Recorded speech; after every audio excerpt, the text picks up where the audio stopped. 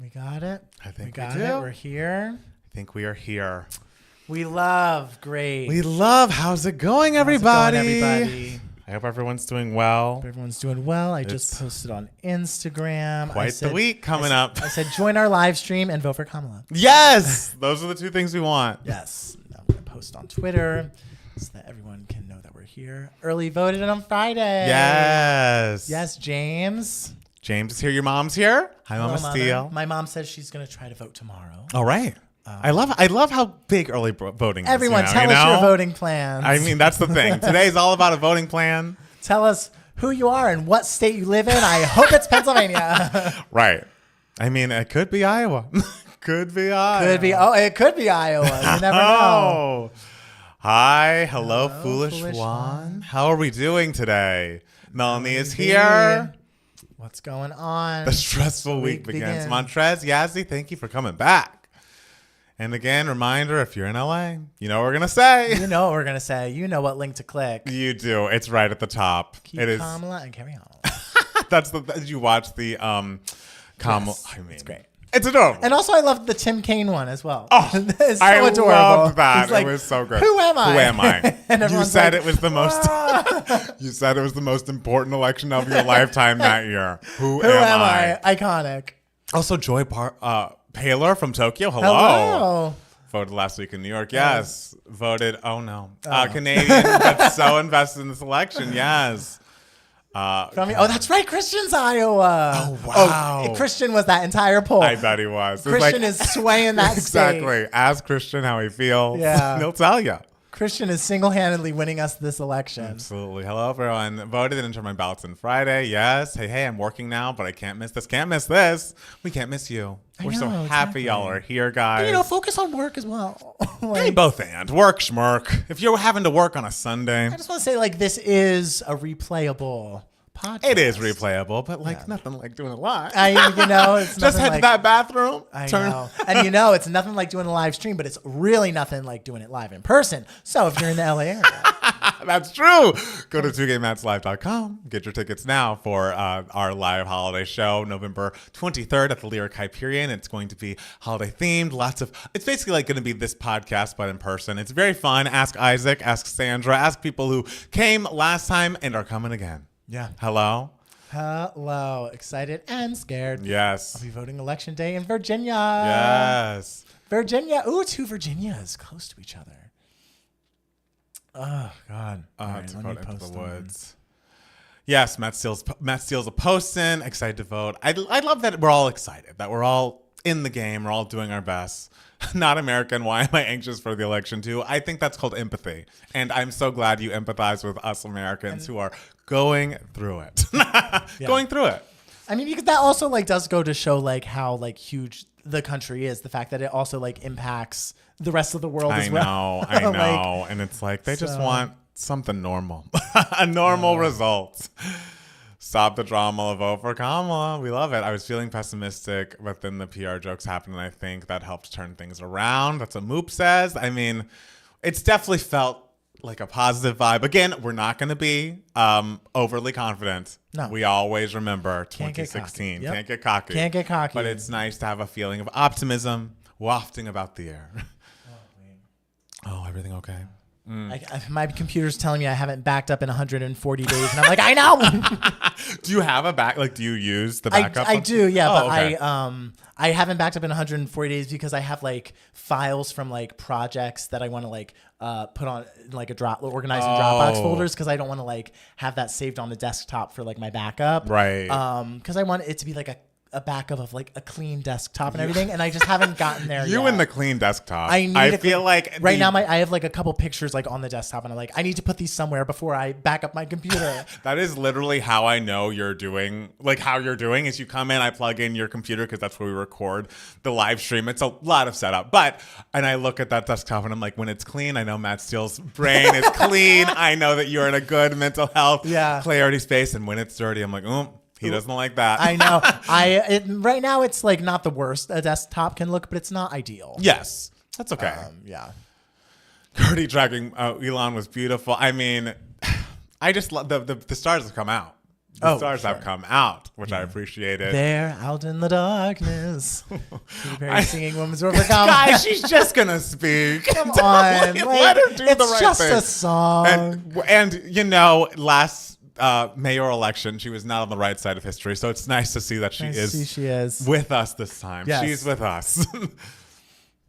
Now we just need a Kamala and Legal Eagle interview. I mean, if she wants to come on 2 Gay Mats tomorrow, not exactly the day before, then everything will change. I mean, this is the final push, getting on 2 Gay Mats. Absolutely. Joe Rogan, who? Never heard of her. Never heard of her. Yeah. Oh, guys. It's weird to think, and I mean, we'll talk about it, but it's weird to think that I'm not going to be seeing you again until after the election. And hopefully after the election results have been called. Sure, yeah. Because we do Sundays and we do Thursdays. Yeah. And so by the way, I can't do next Thursday night. Great. I'm working until like 9 on Thursday. On this upcoming Thursday? 9:15. I don't know if you want to come later or... We'll talk. We'll talk. We can't discuss this on the podcast. Right. We got to entertain the people. Because it's like, we shouldn't do Tuesday. No. I can't do Tuesday. I will be doing nothing we are blocked out on Tuesday. Yes. She better not sing as she can. Oh, guys. Oh, come on. God, also, people were mad at us in those comments of we just put out our top 10 Billboard artists of the 21st century list, and everyone was mad. Everyone was more mad at me. More mad at you. More mad at me, which is rare. It's usually me. Yeah, I know. Because, they were kind of mad at both of us for not having Ariana in our top 10. But I feel like 11 for her. Yeah. But also they're just like, how could you put Olivia over like all these people? How could you put Olivia in your top 10? And it's just like, it's because I really love her. You do really love her. I really love her. And really love her. I told everyone when you're like, this is my list. This is personal. Yes. This ranking is a personal one. Yes. And, I appreciate that you were honest. I feel like they should be able to, respect your honesty. I think that's a beautiful thing. Respect my honesty, guys. God damn it. And that's why, and I was happy no one said shit about my number 10 being Mariah. Because yes, darling, we won together. It was the song of the decade. Yeah. We're still talking about it. Your top 10 was a key out there. I mean, I'm glad y'all liked it because some of the girls did not. Yeah. But you know what? They're all fighting with each other in the comments. That's the thing. And I've this year taken a step back from the comments themselves. Like there were times where I would jump in, but generally it's like, I can't engage. Like when we're going outside of like the people that come on Sunday for the live streams, those are our people. They're the people. They're the Cathys. If you're just Googling like Taylor Swift and trying to get mad at the videos, then I can't help you. We're not affected. Yes. I mean, I will comment if it's like I can give a 1-word response. You love a 1-word response. When whenever anyone comments with just like, was this giant intro completely necessary? I just go, yes. You give them a yes. It was. Thank you for watching. Yeah, we're gonna promote the live show. We're gonna promote the live, and we're gonna talk because it's our channel. You see it, the name of the channel, right 2 Gay Mats. You see, it's right there. Actually, it's right in the middle of this video. You designed that. I did. Anything visual, he designed. And I like when I was doing the new podcast cover, I was like, should I change it? And I was like, I can't change it. No. Right? It's like, it's here. not, I love chic and like sleek, and it is neither. But I just couldn't. I couldn't change it. And you know what else will never change? I know. It's like one day I could change that too, but it's a classic. It's a classic. It's a classic. Good for you, Matt Palmer, for putting Alicia Keys on your list. She's so deserving. I mean, those first 3. I mean, I like many of her albums, but those first 3 specifically, truly iconic shit. Then she doesn't come up as much because she's, a little less around these days. But if you were around in the early to mid to late aughts into my college years, you were talking about Alicia Keys. You were talking about Alicia Keys. Talking about Alicia Keys. She could play, she could write, she could sing. Absolutely. Are you both going to be home for the election? I'm Canadian. I want to go out to watch, but I don't know who else would want to go. We're going to be at our homes. I think I just feel like since our whole theme of this is let's not get overconfident. Yeah. Let's not plan. Let's not post just voted for the first woman president. We're all just going to do our thing, sit at home, quietly, patiently, and hope for the best. Hey, Matt Steele, have you seen Possession 1981? I haven't seen Possession. Is that the one with, what's her name? And she's convulsing in the subway station and screaming with Isabella Gianni? Is it her? I made a meme of it once. and it got like 5 million views. And I'm Oh, like, wow. of course, the one thing I make and put on the internet that gets millions of views is the thing that I'm not fucking I in. know It's the someone worst. else. Hey, It's a well, I guess- Facebook meme too. Remember when I would make stuff and put it on Facebook? I know, imagine. But hey, I feel like and the thing is, it's too bad it's never happened from our account. Maybe I'll try to do it this year on the anniversary. But I feel like every 6 to 8 months, our reaction to Beyonce's self-titled goes viral. Goes a little viral. Which, something. like, it should go viral on our Twitter account one day, but maybe this year. Maybe this year, remember listen to Dancing in the Flames by The Weeknd. I'm not a The Weeknd person, but I'm glad. Maybe the song's good. You tell me. Remember all the House Democrats need a majority to prevent the GOP from decertifying any election results. That. I like that song. The Mats are not Weeknd fans. I don't know if you have any strong feelings for or against. I don't. I wish him well. I think I like, Blinding Lights. Blinding Lights I like as well. I haven't listened to enough Weeknd to really know much of anything. I grew up on Michael Jackson, so someone trying to do Michael Jackson so closely freaks me out. Sure. Did you hear about Putin threatening? Oh, Lord. Well, let's just get through one day. Exactly. One day at a time. The Weeknd is Matt P's nemesis. I'm like, is he my nemesis? You don't have any nemesis. I mean, like, musically. Is there a musician who's like... To quote Katy Perry, who are your rivals? I guess The Weeknd. I don't have rivals. I have friends. But then you both appear at the VMAs together and like dance and like hug as like dressed as like a set of French fries and a milkshake or something. All right. If we have to. No, I feel like that is very 2010s aesthetic. Yeah, exactly. It's very different time. Yeah. I love his music, but I know y'all don't. LOL, whatever. Taylor would not do that. I guess singing at the inauguration. Mariah needs to release Imperfect on streaming. That's the thing. I mean, I think Rarities 2 would be lovely. Palmer wants to say yes, but he can't because he is media trained. Could you imagine if I was media trained? Like, if anything I've learned in our time on Two Gay Mats, how to say things a little more nicely. Sure. Because we were at a friend's place and we watched the Reputation album review, and I was like, woo! No, you are not ready for the media, girl. Ready for the media at that point. But man, I watched that video for fun, like because you are betrayed in that video. That's the thing, is it felt like a personal attack, and so that's why my reaction was what it was. It felt like she was trying to hurt me. You know what I mean? Sure. Like I can't have that. She wasn't. It felt like we all ended up being fine. Thoughts on Shania Twain? Yes, yes, yes, and yes. Love her. Up is what an album. What an album. Putin's bluffing. You can't. Oh, why are we talking about Putin? I'm so scared. I mean, I can only focus on one thing at a time. FL Kane drop a song in her album is releasing next year. Are y'all reacting? Probably not, but we did do a review of FL Kane for Patreon at some point. Yeah, so if you want to listen to album. our review of that album. One song. Hey, don't you want to see the West with me? Something like that. Yeah. Great. That's a phenomenal song. Right. I just remember that. Great artist. You were going in. You were going in, girl. I'm sorry. I was hurt. I was hurt.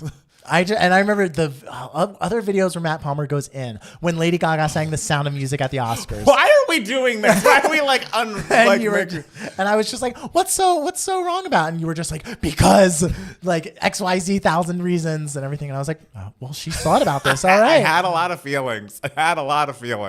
Thoroughfare, such a good song. Thoroughfare. Yes. That's the name of the song.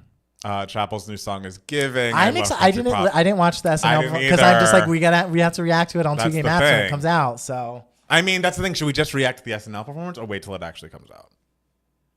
That's the question. That could be this week's video. That's the thing. It'll be a whole week since it actually happened, but who cares? Sure. People will watch. Could be on Patreon. I don't know. But then do we react to the actual song when it comes out? We gotta. No, we do. If it's on the album, we would do that. But I kind of want to hear the real song. Yeah. Okay, great. The SNL version's not real, guys. It's not real. So I just can't watch that performance. Is what you're saying? No. Great. Wow. Look at me, shackled. Do any of you watch Grotesquerie? That show is a warning to not use ChatGPT. That's funny. I mean, I'm glad that Taylor's boyfriend is trying new things, but I don't think grotesquerie would be for me. Title alone. I don't know what that is. It's the Ryan Murphy show that whichever Travis Kelce is starring in. I should know this. I'm in the Ryan Murphy You sphere. are. You're in the Ryan Murphy cinematic universe. Yeah. Please react to Chapel SNL. I mean, Steele just said we can't. The Reputation review is the Lana Del Rey SNL performance of Two Gay Mats Universe. Does anyone else think Taylor Sparks Fly sounds like a Shania Twain song? I could hear that. And Sparks Fly is great, and Shania Twain's great, so I love that. Hi, This Wave. Hello, I'm so glad you made it to Alive. Thoughts on JD Vance saying normal gays vote Trump? How would he know? Like, no. I mean, Also, I'm not. what is a normal that's gay? The thing. What's a normal gay? And if I am that, the answer is no. And if I'm not, the answer is no. Like, no. all the normal gays. No all around. If someone was telling me they were so pumped to vote for the Trump ticket as a gay person, I think that obviously that would automatically exclude you from the normal gays. The normal gay group. Yeah, it's true. Which, like, it contradicts itself. It's just, it doesn't work. What you mean Taylor's paid boyfriend? What, like, wait, he's paid to be her boyfriend? I don't know. No, I think they're into it. Someone said that's what Travis's mom said about it. She basically said we all do things we are not good at sometimes. Travis's mom is, from every quote I have read, mostly about like how she feels about Taylor Swift, it's like she is gonna be honest. And well, let's get her on the Reputation Taylor's version. See how she feels about it. See how she feels about it, because she'll tell you all the truth. What's Travis's mom's favorite Taylor album? I'm probably Fearless. The thing with the Reputation stands, is it's like you never know that they're going to be a Reputation stand until they tell you. Yeah. Like I'm talking to a guy who totally seems like a straightforward 1989 stand. For sure. And he's just like, but my favorite album's Reputation. I'm like, wait, this is a shock. Right. Or like, it's just like, oh, you like country Taylor. And they're just like, I like Reputation. It's like, wow. Everyone surprises you. I know. You know? Reputation is that girl. Like there are no normal gays or no normal Swifties. There's no normal Swifties. No normal Swifties. How are y'all preparing for this week? I'm scared. I'm just taking deep breaths and trying to remember to eat. So yes, that's the thing. I feel good. I feel positive and optimistic. Don't feel overconfident. Anything could happen. I want everyone who hasn't voted yet to vote, to have a voting plan. We're all in this together. Yeah. As the great High School Musical taught us. Yes. And what did I saw a very funny tweet that was Kamala saying we are not going back, and it was like the oven and microwave clocks this morning. Oh, that's funny. We are not going back. Made me laugh. I watched a ranking of Taylor's album and someone had Reputation #1. Woo! I just need results on Tuesday, not the weekend. I mean, I'll take Thursday at the latest. The thing is, like, most elections are called day of. I know. It's like only the... I know. Actually, like, okay, 2000 obviously was not day of. Yeah. 2004 was the next day. It was like the next morning. Yes. Every other one except for 2020 was night of. I know. So... Gaga is going to bring it home again tomorrow for the USA. I am glad I think both Gaga and Katy Perry are doing separate Kamala rallies, events. I don't know, but I'm excited. Great. I voted in on every Saturday. state. Yes. Build that stage in Iowa. Last minute. They were like, Absolutely. get a platform in Iowa and put some people in the stands. Put Gaga on it. Put Gaga on it. Reputation is my #1. See, Lauren, we love that for you. It'll be the whole week, just like 2020. It won't be the whole week. I can't just because there's not as much. Do you think there'll be an election? I think there isn't a pandemic happening. You mean election surprise? You mean like the October surprise? I think that was that racist comedian at the the Trump rally. I would love a state going for Kamala that they didn't anticipate. Like if Iowa really went for Kamala. Yeah, that would be fun. That would be everything. I'm seeing Conclave Tuesday night, trying to distract myself from with a different election. Fair. I mean, is that when the thing I heard from Matt Steele, Conclave seems quiet, right? Is it quiet? It's a quiet, tense. I worry that then the mind could wander. You know? Nah. If I'm in there and it's a quiet film, am I not going to be like, oh my God, what does the map look like? You know? Sure. I mean, you could try it. Try to see a movie. Try to see Conclave on Tuesday. Yeah. And then if it doesn't work within the first 10 minutes, you could leave. Right. The way next podcast will be election talk and Grammy noms talk. Ooh, yeah, that's going to be It's going to be a mess. That's going to be hopefully it'll be joyful in Yeah. both cases, but much more importantly about Kamala. Like, I hope Chapel gets all the nominations she deserves and Cowboy Carter gets what it deserves. Yeah. But Matt's, I'm just saying, in Iowa we did vote for Obama twice. Yeah, I was seeing all the memes online of being like Iowa when it's a white nominee, I know. and it's like the most like Republican-y thing, and then it's Iowa when it's a black nominee, and it's like all these white people dressed in like African right, garb. kente cloths and things. And it's like, so funny. You know what? I'll take it. Who has more power, Bruno Mars or The Weeknd? I mean, The Weeknd, I think, has more like, I'm got the most monthly listeners on Spotify, but adding Bruno Mars to a song does more for your song than adding The Weeknd to your song, in my opinion. The numbers don't lie. The numbers don't lie. I think there'll be enough info from the swing states to get an idea, hopefully. God, this year's Grammys is going to be trashy. I'm not looking forward. Texas going blue would be insane. And that's, I mean, dare to dream. I think that's going to happen in our lifetime. I don't think it's going to happen this year, but you never know.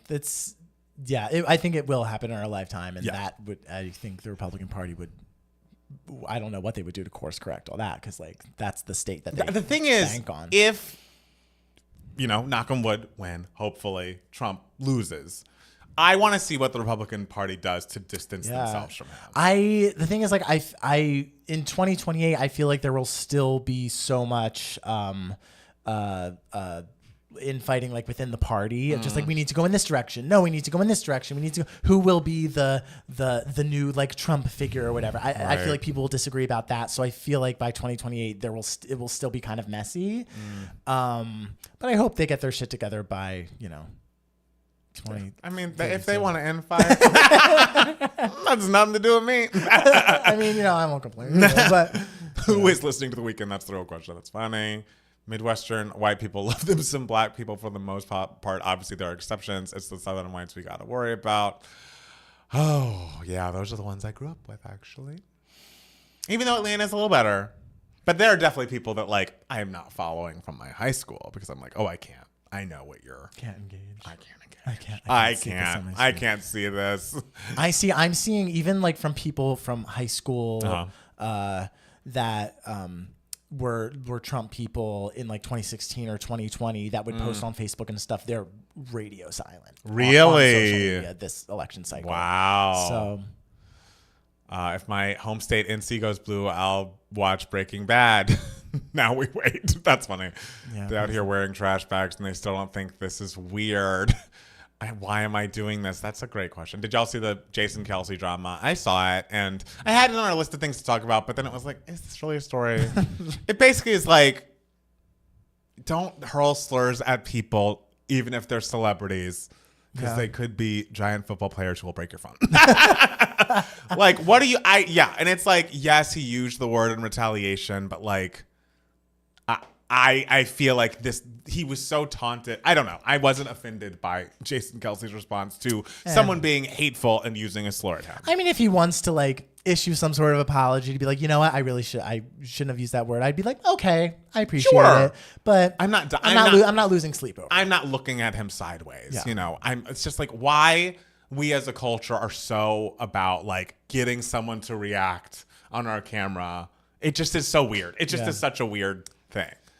Hi Juan. Speaking of high school, has a straight man from high school ever hit one of you up after graduation? No. And us up about like being gay Want or whatever? Some of this. Okay. No. Literally no. Okay. I hear stories all the time. All my gay friends in LA, they're just like, oh, in high school, like the football player, like blah, blah, wanted me and like hit on me. This person was secretly wanting me and everything. I was just like, where the hell was I in high school? Nobody was hitting on me in high school. And I was cute. Ish. I was fine looking in high school. Like, where was I? I was too busy focused on the school play. I mean, yeah, you're focused. I was focused. Yeah. I was focused. Focus. Yes. The thing is, I also wonder how much of that is real. I know. Everyone's like, moving away from their hometown and their home high school. A lot. No one can really check up on that. And is this just like a fantasy you made up in your head and now you're trying to convince people is real? Or maybe you psychotically do think it actually happened. I love that you're just calling people you've talked to insane, like delusional. I was shocked and then calmed down enough to ask if I could just fill in their ballots and they would sign them, not telling you what came next because of legal reasons. Wait, I didn't hear the first part of that, but it sounds like you did something good. Tangerine marketing, we love that. did Palmer gag at Mariah's It's Time. She'd play a great Morticia. I mean, it is crazy how the It's Times are becoming more and more of events every year. They're becoming cinematic. We'll be watching the next It's Times in theaters. Absolutely. Before the Renaissance trilogy finally releases in theaters, we're getting a trailer of Mariah's It's Time. Yeah. I think Act 3 is coming soon. Act 2 was just this year, y'all. Just this year. Palmer did the snowman scare you in the It's Time video this year. It didn't scare me, but it was like it was aggressive. It was aggressive. It was his like hands turning into I know. It sticks. was like, oh, this is. I was off put. It was Halloween. It was Halloween. True. Fine. And Joseph Kahn, director of Blank Space, now works with Mariah exclusively. Making It's Time videos. Iconic. I'm 22 and honestly, even though I hate it, I think young people are just exhausted. We grew up our entire adult lives under Trump. Oof. Yeah.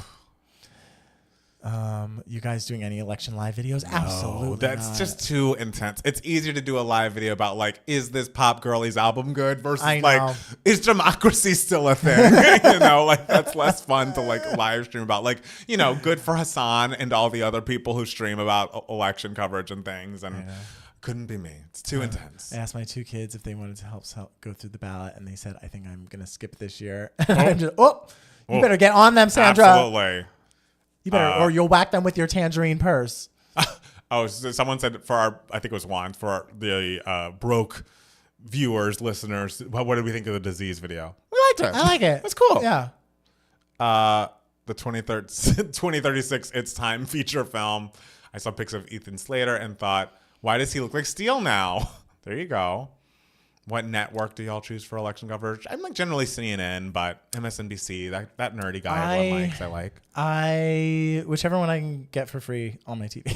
I do like CNN's projection music. Yes. This is dramatic, so I might try to get a CNN. I do like that because that music, when you hear it, it's like projecting, and it's like, yes, things are happening. Yeah, and it's like we have a projection to make. It's too close to call, and it's like, whoa, wow. Right? How is this a projection? My college has a massive LGBTQ population. Don Lemon is going live for 12 hours on election day. Ooh. Jeez. Hassan is hot, but he's a tanky. What's a tanky? Do I want to know? Is that offensive? Yes, I hope that was. Is that a slur we shouldn't be saying back, like Jason Kelsey? I don't know. No, we're part of the problem. Yeah, Diamond. I don't know. Steve Loma kid is hot and he's gay. Great. Who is that? I don't know. Why are country men plenty on the Billboard chart now? What happened? Oh, they're having a moment. Oh, Kornacki? Oh, Steve Kornacki is hot. Yeah. Is he gay? He is gay. Oh, apparently. I forgot that. Or didn't know it. One of the two. Is he single? Are you going to slide in there? Slide in those DMs? Sure, why not? Bubble tea and popcorn for election night. Speaking Matt Steele's language. Oh, I'm going to be slurping down 5 bubble teas, guys. I only have multiple bubble teas in one day on my birthday. I might have 2 on election night. I think you should. I will be drinking something harder than bubble tea personally. But yeah. My phone will be turned off on Tuesday. Wow. Too much stress. I think it's just a term for a communist. Apple Watches in the U.S. will be beeping like crazy this couple of days because of stress. I mean, we are stressed. But maybe that'll mean someone that supports the imperialism of non-Western countries. Okay. Was it the electronic beats and even more overtly pop vibe of Reputation that turned you off? Or what is the issue? The songwriting. The productions. The production's unpleasant generally, but the songwriting is such a huge step down from what we had gotten used to. In my humble opinion. New Year's Day is a lovely piece of music. Lovely. Just had an earthquake. Ooh. Where? We didn't, did we? You're not in LA. Do y'all think Act 3 is coming too? No. Because Cowboy Carter came out this year. Yeah. And it was almost 2 years from Renaissance to Cowboy Carter. Right. It was like a year and 9 months or something. Right. God, Renaissance is so good. I love Cowboy Carter, but sometimes I re-listen to Renaissance and I'm like, fuck. I know. God. What a great day that was. So anyway, Trump looks up defeat this time around if he does lose. I think he's going to try whatever he can do. But I hope that the margin is large enough that it's just like a moot point. Did you all watch Agatha? No. I watched like 10 minutes of Agatha because Travis, my roommate, his like best friend is a writer on it. And so he's been watching it. And so I watched like 10 minutes. Oh, cool. I watched Catherine Hahn make out with, what's her name? Patti LuPone? No. So Shears Zameda. Very Aubrey Plaza. Aubrey Plaza. Okay, got it. And I was kind of like, what's happening? Delicate is also a nice song. Delicate is very good, yeah. Also King of My Heart. Anyway. And all I want you on I know you I mean have been dancing waiting. with our hands tied. Dancing, Nice. dancing with our hands tied. Yes! Ready for it. Ready for it. That's something we can agree on. We can agree on that. Look at that. Coming together. And we like, that Look What You Made Me Do did what needed to do. Sure. Oh, of course. Yeah. A moment. Yeah. Yeah. Yeah. Call It What You Want is nice. Yes, Call It What You Want is nice. We're just going through the whole track list. Well, not the whole track.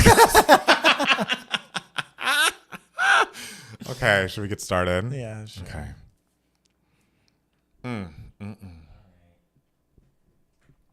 Ladies and gentlemen, Matt Palmer and I, if you can't see us, we are both in a sensible navy blue. Right. Because we are serious podcasters. Yes. Because it is a serious week. It somehow has become a political podcast, Yes. but it makes sense when, quote unquote, democracy is on the line, because it is. But this is the last podcast before the election. Yes. If you have not voted yet, if you haven't voted early, please make sure to vote Tuesday. Vote for Kamala Harris and Tim Walz to protect democracy, to protect the LGBTQ people in your life, to protect the women and their reproductive rights.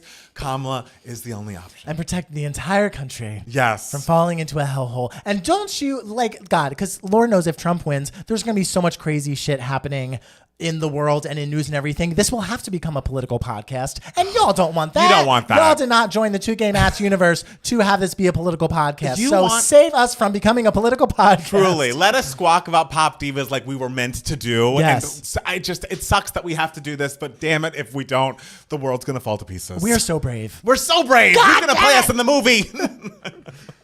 Okay, I'll do that. Okay.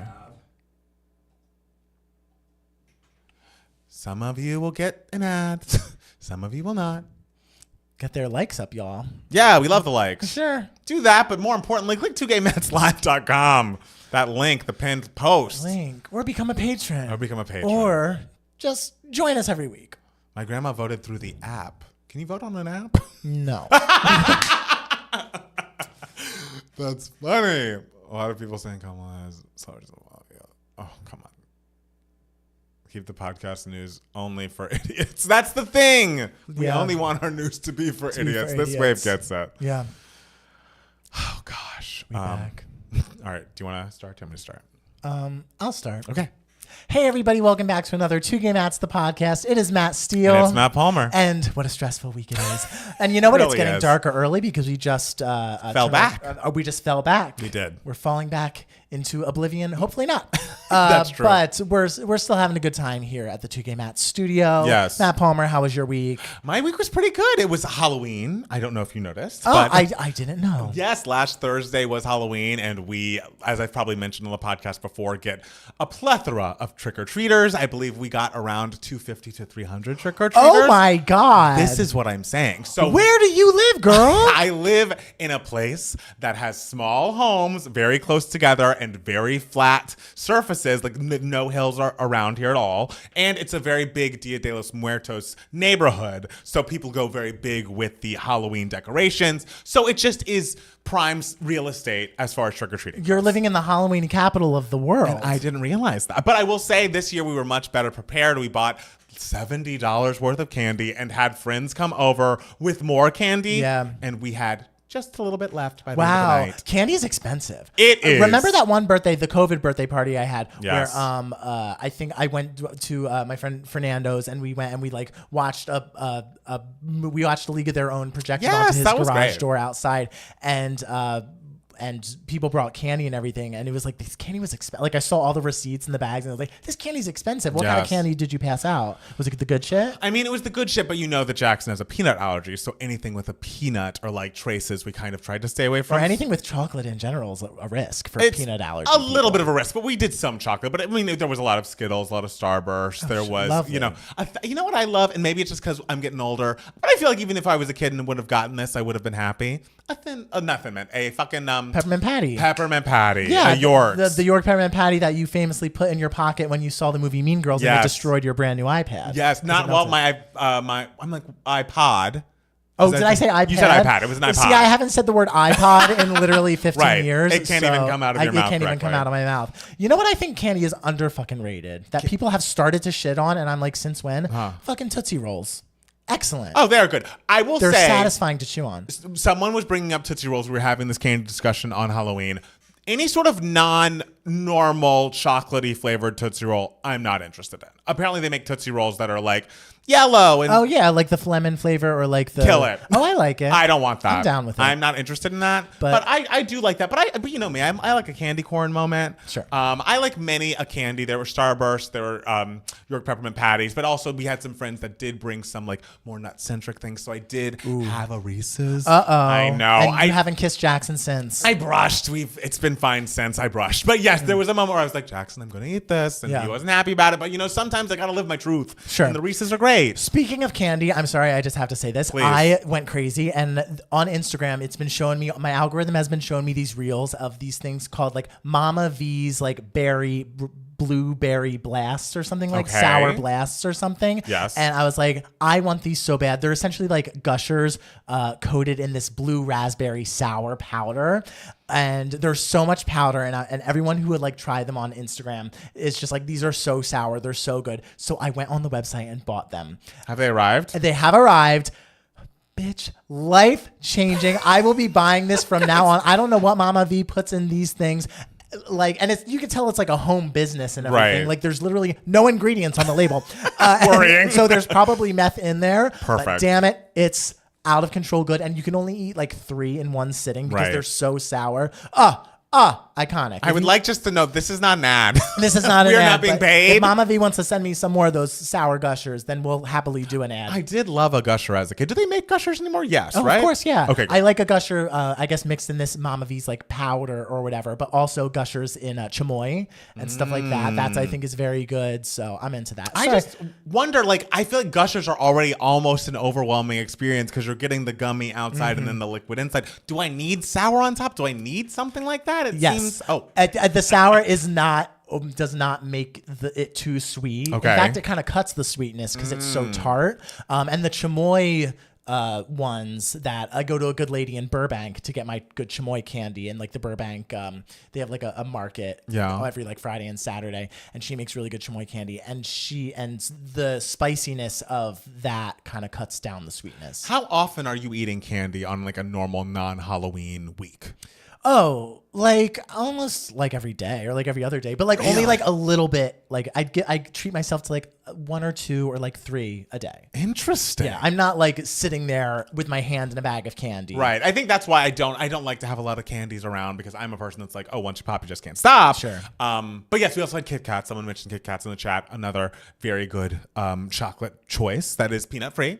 So yeah, we passed out a lot of candy. It went very well. That was great. And then also Wednesday night before Halloween, we were carving our pumpkins in preparation. We had our friend Judy over, and we were watching the World Series, and the Dodgers won. So that's very exciting. Congratulations to the Dodgers. I was rooting for you. Jackson was very happy. There was even a whole like a parade to celebrate the Dodgers win on Friday, and all of the people that were playing, the athletes, the baseball players were there and happy, and Freddie Freeman hit so many home runs in that whole World Series moment that I'm just happy for the sports people. They were happy, Jackson was happy, and so I was happy for him. Okay, the New Yorkers were not happy. Well, they remember in the 90s when they won every fucking year. Like, I saw a list of like how many times a team has won the World Series. They're number 1, and I think they've won it 27 times. I know. This is the Dodgers' like 8th time winning. Give them a moment. You gotta give. You've been in LA long enough to be happy for the Dodgers. Spread the love. I'm always, whenever it's like a World Series or Super Bowl event, I'm always rooting for the team that has won the big championship the least. Oh, so you were rooting for the Dodgers secretly. Oh, I guess I was. Yeah. Oh, sorry, New York. Sorry. He moved. As a New Jerseyan, I should be shamed. No, I think you're doing the right thing. Thank you. So that was an exciting moment. I'm trying to think of what else happened on Saturday. What did I do? Oh, I went over to, well, first I went to Janie's house because she was recording a podcast. And so I brought some of our mics, our equipment, our lighting over just so she could have a visual along with the audio. I don't know exactly how that's going to be released, but just watch at Janie Fierce for some new content, hopefully very soon. She's an icon. She's a legend. And she has a lot to say. And great guests. Oh my God. Guests that some of whom we've probably maybe heard of if you're on the internet. Anyways, that evening we went over to my friend Sarah's house where she and her new baby Owen were, and we were hanging out and just, it was her birthday this week. Her birthday was on the Monday before Halloween, and I didn't get a chance to see her, so it was great celebrating with her. We got some pizza, and then we played Donkey Kong Country. Do you remember when she came over and we played Donkey Kong Country for like hours and like really were trying to beat it? When she came over here? No, it was when we were at our apartment, like the apartment you live in, but I still lived there. Sarah came over. Oh, I don't remember this at all. This might have been like very soon after we got our COVID shots. Like it was like, okay, the first thing I need to do is play Donkey Kong Country with Sarah. Last night, you won't believe it, we beat the game. Wow. We beat the entire game, and Jackson was involved. There was a part of the final level that he was the best at, and so it was like, oh my God, even as children, we never beat Donkey Kong Country for Super Nintendo, and finally, however many years later, we finally reached the top of the mountain. So now do you have to beat Donkey Kong World? No, it's just country. You're just battling the country. I think it's just a civil war. It is just a civil war that you're fighting. I mean, there's a Donkey Kong Country 2. I think there's even a Switch Donkey Kong Country that I could investigate. But the SNES original is the classic, the one that stuck with us for so long. So beating that was quite the moment. Congratulations. Thank you so much. Now what do you have to live for? I mean, I don't know. Hopefully a lot after Tuesday. Okay. Matt Steele, how was your week? My week was very good. Yeah. It was very busy. I worked a lot this week. I didn't do anything for Halloween because I was doing a lot of errands on like Halloween night and everything. Yep. In addition to working. Wednesday, I went and saw some cinema at like an industry screening, which is very LA of me. Absolutely, but we'll talk about that in a little bit. And today, I just got back from a birthday party. My friend Lauren's baby Harrison turned 1 year old. He had a Lord of the Rings first birthday party. And so he's a redhead like me. So the fall is when the redheads thrive because like any picture of us outdoors, like we look good in the fall. It's just our colors. Yes. And so he was like, dressed up like a little hobbit. Yeah. And like Lauren was dressed up as the Cate Blanchett character, and her husband was dressed up as like Gandalf, and they decorated the whole. Lauren loves a theme. Oh, I mean, and the cake Lauren decorated was incredible. So like, lovely party, lovely week. I love that. So yeah. Should we jump into the news for idiots? Yes. Guys, again, we're going to be talking about Kamala. And the first thing I need to say is Ann Seltzer. Oh. Whoever you are, baby, if you're a part of the Alka-Seltzer family. Oh, baby. Just curing my indigestion. Absolutely. You have cured so many. I have no more heartburn after this poll came out. Bless her. So if you've been on the internet and you have been doom scrolling like many of us have leading up to the election, you probably saw that Ann Seltzer, who's like a famous, pollster for Iowa specifically. Like the most respected pollster, and everyone anticipates like her poll coming out for Iowa every year because it very much sort of like predicts the direction of like not just where Iowa's going, but sort of the general consensus. Yes. Is going. And it came out today that... Okay, let's preface this by saying people were kind of like, okay, because Donald Trump won Iowa in 2016 by 10 points. He won it in 2020 by 8 points. So people were like, if this poll comes out, this poll that is always like very accurate, if it comes out and it's anything below Trump +5, that's a disaster for Donald Trump in the grand scheme of the world. Yes. It did not come out as Trump +5. It did not come out as Trump +4, not 3, not 2, not 1. It came out Harris +3. 3! Ow! Like, what? This is a state where the Harris campaign hasn't put no money into because they figured it was gone. She's not visited. So it's kind of just like, oh, what? And it's like, yes, someone is commenting, everyone please remember to vote still. Absolutely. The most important thing is voting. Polls are just polls. They are just estimates. But to see one of this magnitude really say something positive, because like we just needed a sign. I feel like every poll that you see these days, probably out of fear of like a 2016, like, oh, we got this all fucking wrong.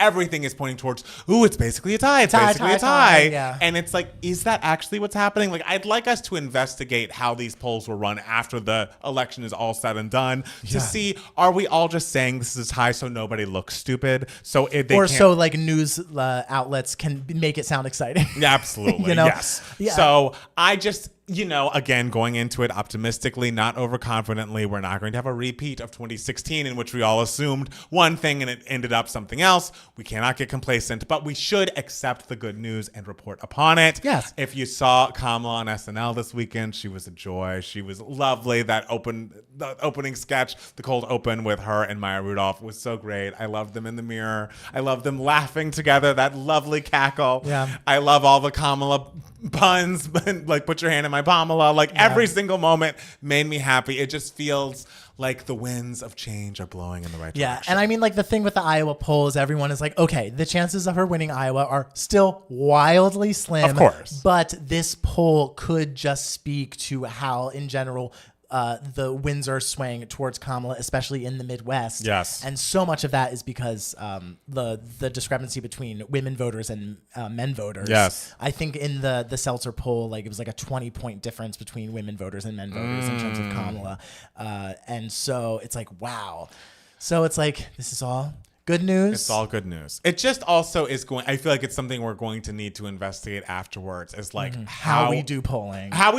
But also how insanely unpopular, like what they've done with reproductive rights is. Sure. Like, it's just, I feel like that is changing everything in so many elections since Roe v. Wade was overturned. And it's like, I hate that it took something like this for people to really stand up and be like, hey, this is fucked up.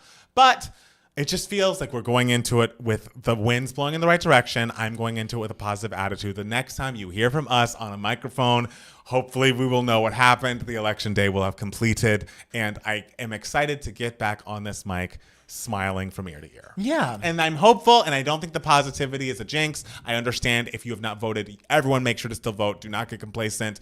Do everything you need to do. If you feel up for phone banking, do that. But let's all go into it with a positive attitude. And I think that can't hurt. Like, people, I feel like, are so afraid of getting excited. Yeah. Well, I'm like, okay, we can't be overconfident, but we also are allowed to feel joy. Remember joy? Remember when like this was nice, all coming together to do our civic duty, yes, and to like help the country function. Right. Yeah, it's what it was designed to do. We're supposed to vote with joy. Voting with joy is what we all need to be doing this week. Well, I've already done it, but you will be doing it on Tuesday. I'll be doing it. You know, I love going in day of. That's your favorite. I go strolling in. I put the thing. I make a day of it. It's going to be a beautiful day for you and many people. And also beyond Kamala on SNL, Tim Kaine was on. I loved that sketch. It's like the game they were playing, like try to guess this person or whatever. And he comes walking out and they're just like, okay, who is this person? And they're like, I don't know. And he's like, well, in 2016, it was advertised as the most important election of our lifetimes. And I was one of the vice presidents on the ticket. Yes. And you voted for me. Voted for me. Who am I? What is my name? And they're all just like, I don't know. Adorable. Yes, poor Tim Kaine. I know. He seems such a sweet guy. And I was kind of like, you better act. Oh, he was doing a great job. He was doing some good. I thought the beats were all there. I really appreciated it. If you live in Virginia, vote for Tim Kaine. He's running for Senate. Love that. Yeah. Love that. Jennifer Lopez endorsed Kamala Harris at a Vegas rally. Cardi B endorsed at a rally. I love Cardi B reading her speech from her phone. Oh my God, it's so good. Like, she's like, no teleprompter. I can't read that. And when she tweeted something like, when I got up there and couldn't read the teleprompter and had to look at my phone, it was the Mariah video where she says, I'm doing the best I can with what I got. And I'm like, great. Good for you, Cardi. On the right side of history, doing great things. The Avengers came together and assembled for Kamala. Also, not just John Mulaney and Kamala Harris and Tim Kaine were on SNL this weekend, but so was Miss Chappell Roan. Oh, yes. And she performed Pink Pony Club and a new song, I believe, entitled The Giver. It is supposedly a country-influenced song. I assume a preview of her next album. I have not heard it. as of right now, I have not watched the live performance, and Matt Steele and I have agreed that maybe we're just going to wait for the studio version to be released. So please put that out soon. We stand Lois Lowry here, so I'm sure we'll like The Giver. Oh, is that the writer of The writer Giver? of The Giver, Oh, yeah. yes. I always mix up The Giver and The Giving Tree. One is kind of like a poem. I mean, not really a poem. Right. It's what would you call The Giver book? It's like, a book you finish in 30 seconds. Wait, The Giving Tree? The Giving Tree. Okay, yeah, yes. Yeah. Yeah, it's a big one. It's a big Also, one. question that's always a hot topic. Do you find The Giving Tree to be a positive or negative story?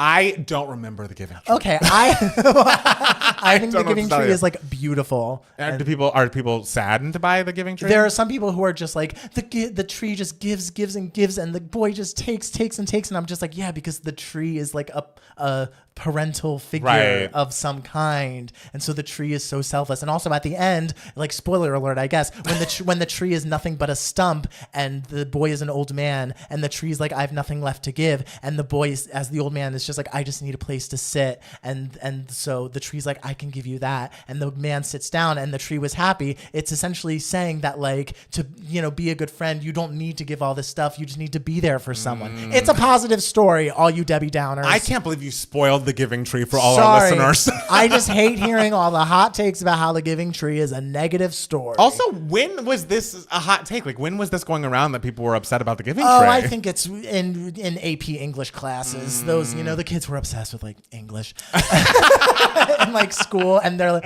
and everything, and they're just like, well, I have a different interpretation of The Giving Tree, and it's like, I think we're going a little too deep with these like think pieces about The Giving Tree. Right. I think that's fair. And I just will say for Chapel, I think it's really cool that she showed a post that she made on Facebook back in 2011 in which she says, I am determined to be on SNL. Yeah. And it really happened for her. And also, I know musically we're all saying she's not Gaga. But when she continually shows up to the events in the craziest outfit you've ever seen, and it's like, this is clearly performance art. This is clearly fun.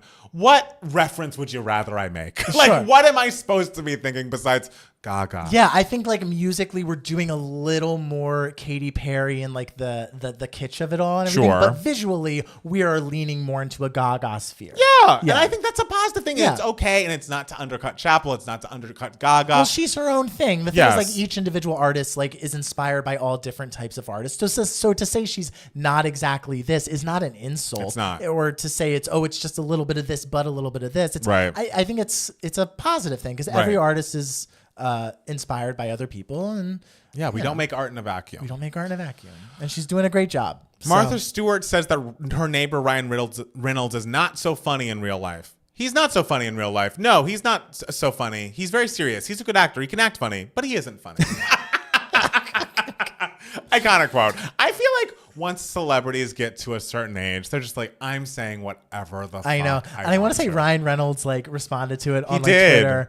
I'm trying to see the response. Let me see. I can't really find it, but then the response I will say was confusing. It was like a response of like I've disagreed with Martha once, but then like he implied she chased him down the street and like that she's very spry and can catch up to him, and I was like, well, that wasn't funny. So if we're arguing, like maybe Martha has a point. Wow. I will say I saw an interview with Martha Stewart where she was saying when, the whole scandal with insider trading was happening, the interviewer was like, they were writing awful, scathing articles about you, like in magazines and everything. And she was like, yes, this one writer said this horrible thing about me, but well, she's dead now. I was like, you get him, Martha. I mean, you better get it. Okay, I found the tweet. I disagree with her, but I tried that once. The woman is unexpectedly spry. She really closed the gap after a mile or so.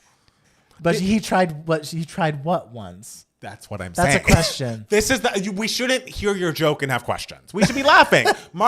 You literally proved your point, but like, I hope you and Blake are well. The thing is, I was like, but Ryan Reynolds isn't a writer, but apparently he wrote a little bit of that script in that movie. He did. He did. So we're out of excuses for you, Ryan. I think Martha gotcha. Sometimes you got to proofread that tweet and make sure it makes. So I have so many great tweets and drafts. That's the thing. But I'm just like, how do I word this in the right way so that it's like clear but also like concise, at the same time? And that's the hard thing. So I get why it's difficult on Twitter, Ryan. But Next time. Yeah, you'll get them next time. Yeah. Well, since Halloween happened, Yes. the most important event of the year happened directly thereafter. Yeah. Mariah Carey declared that it was time. That it was time. And this, And no, she's not pregnant. she's not pregnant. Is that a it's time thing? Yeah, like when a woman goes into labor, she's like, it's time. And like the husband texts everyone, it's time. Oh, I've not heard of that. You've never heard of someone being like, it's time when like their wife is in labor or something? No. Okay, well. But it's time because it's the holiday season. Yes. According to Mariah Carey, she opens I'll call the film. She opens the film as Morticia Adams. No, Morticia Adams, right? Adams, Family? yes. Yes. And she's dancing. She's dancing. Dancing. And I will say, I got a text from a lamb friend who will remain nameless, but he was like, this is the best dancing for her. She's so stiff. And I was like, okay. I didn't say it. I laughed. But she's moving. She's dancing moving and with grooving. a very nice young man who Not just bending the knees, but spinning. Yes. Well, or more so being spun by Right. a handsome man. Yes. Yes, which we would all love. But then the clock strikes midnight. We see her closet, the Santa outfits in there. There's some fades that occur. Then she pronounces that it's time. She looks beautiful. She's in the sleigh in her Santa outfit. The Halloween man turns into a snowman in a little bit of a frightening way. In an aggressive way. His hands are out as Gomez, and then they shoot out and they become sticks. And it's like, Yes. oh, is he becoming a Christmas tree? And it's like, oh no, he's becoming a snowman. It's a little scary, but it is still Halloween, Is technically. the body horror in the substance more or less scary than that moment in its time? Great question. I mean, there's more of it in the substance. Oh, okay, all right.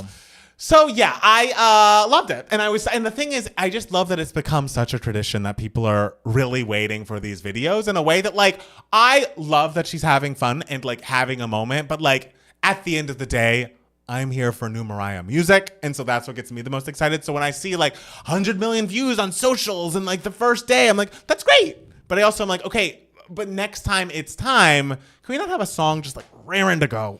If we're going to get 100 million views on something, I'd love some new music that people can like go to Spotify and listen to right after maybe it. she'll finally release a new Christmas song once we've solidified All I Want for Christmas Is You has broken the record of most weeks on number one. Well, I'll have to break it, but it's hard because that can be broken again. You know, like One Sweet Day had that for so long, and then Lil Nas X beat it, and so what is it now? 19 weeks that she has to break. I think it's 19 weeks. Is it still Lil Nas X, or is there? Oh, it's still Lil Nas X. Okay, yeah. great. Because I know Shabuzi got 15 weeks or something. It was something close. Yeah. The fact that we don't even know what it was shows you what Billboard is. I now. know, but I think like some song lasted 15 weeks as number one, and it's like.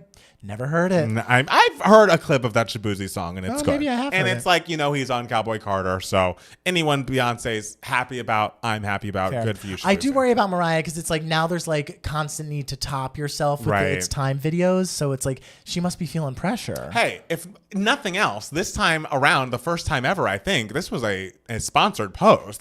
She was a K partner in this money. one. So she's getting like the budget's not coming out of the Mariah Carey bank account, which I appreciate. Oh, fair. It also is wild because it began as like so small. Like these were vertical videos. She was smashing a pumpkin that said like it's Halloween time, and she knocks out the Halloween. And look at it now. It's a film. It's cinema. It is a film. What if Mariah did a Lemonade-esque Christmas album?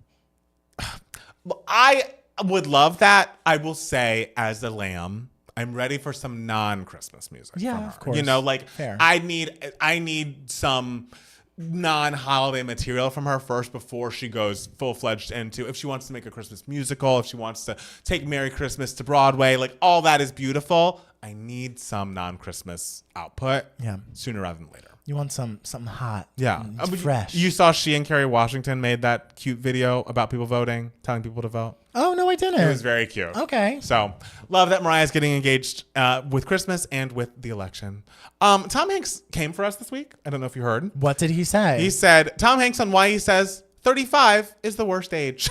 Wow. Well, I'm not 35. I'm not either. Well. Apparently he's not looking back and go back and relive his 30s. But when I read the quote, I was more like, okay, well, this doesn't super apply to us.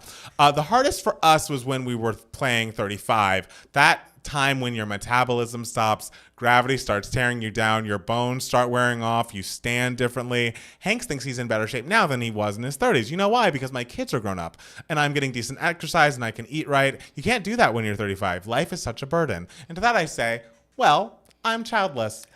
That's true. We are childless and gay. So we well, I don't know. 30s as a homosexual, physically you're kind of thriving, but like emotionally you're kind of like, where's my life going? Yeah, you're spiraling emotionally.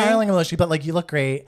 The thing is also, Tom Hanks, you won both of your Oscars in your 30s. Oh. So Tom Hanks, your 30s were fucking great. I don't want to hear this shit. I would gladly take an Oscar if it meant having to get my hip replaced. Okay. Look, some people's like priorities in life are not like number one Oscar. You know, like I feel like maybe he had more going on in his life in his days. Here's the thing.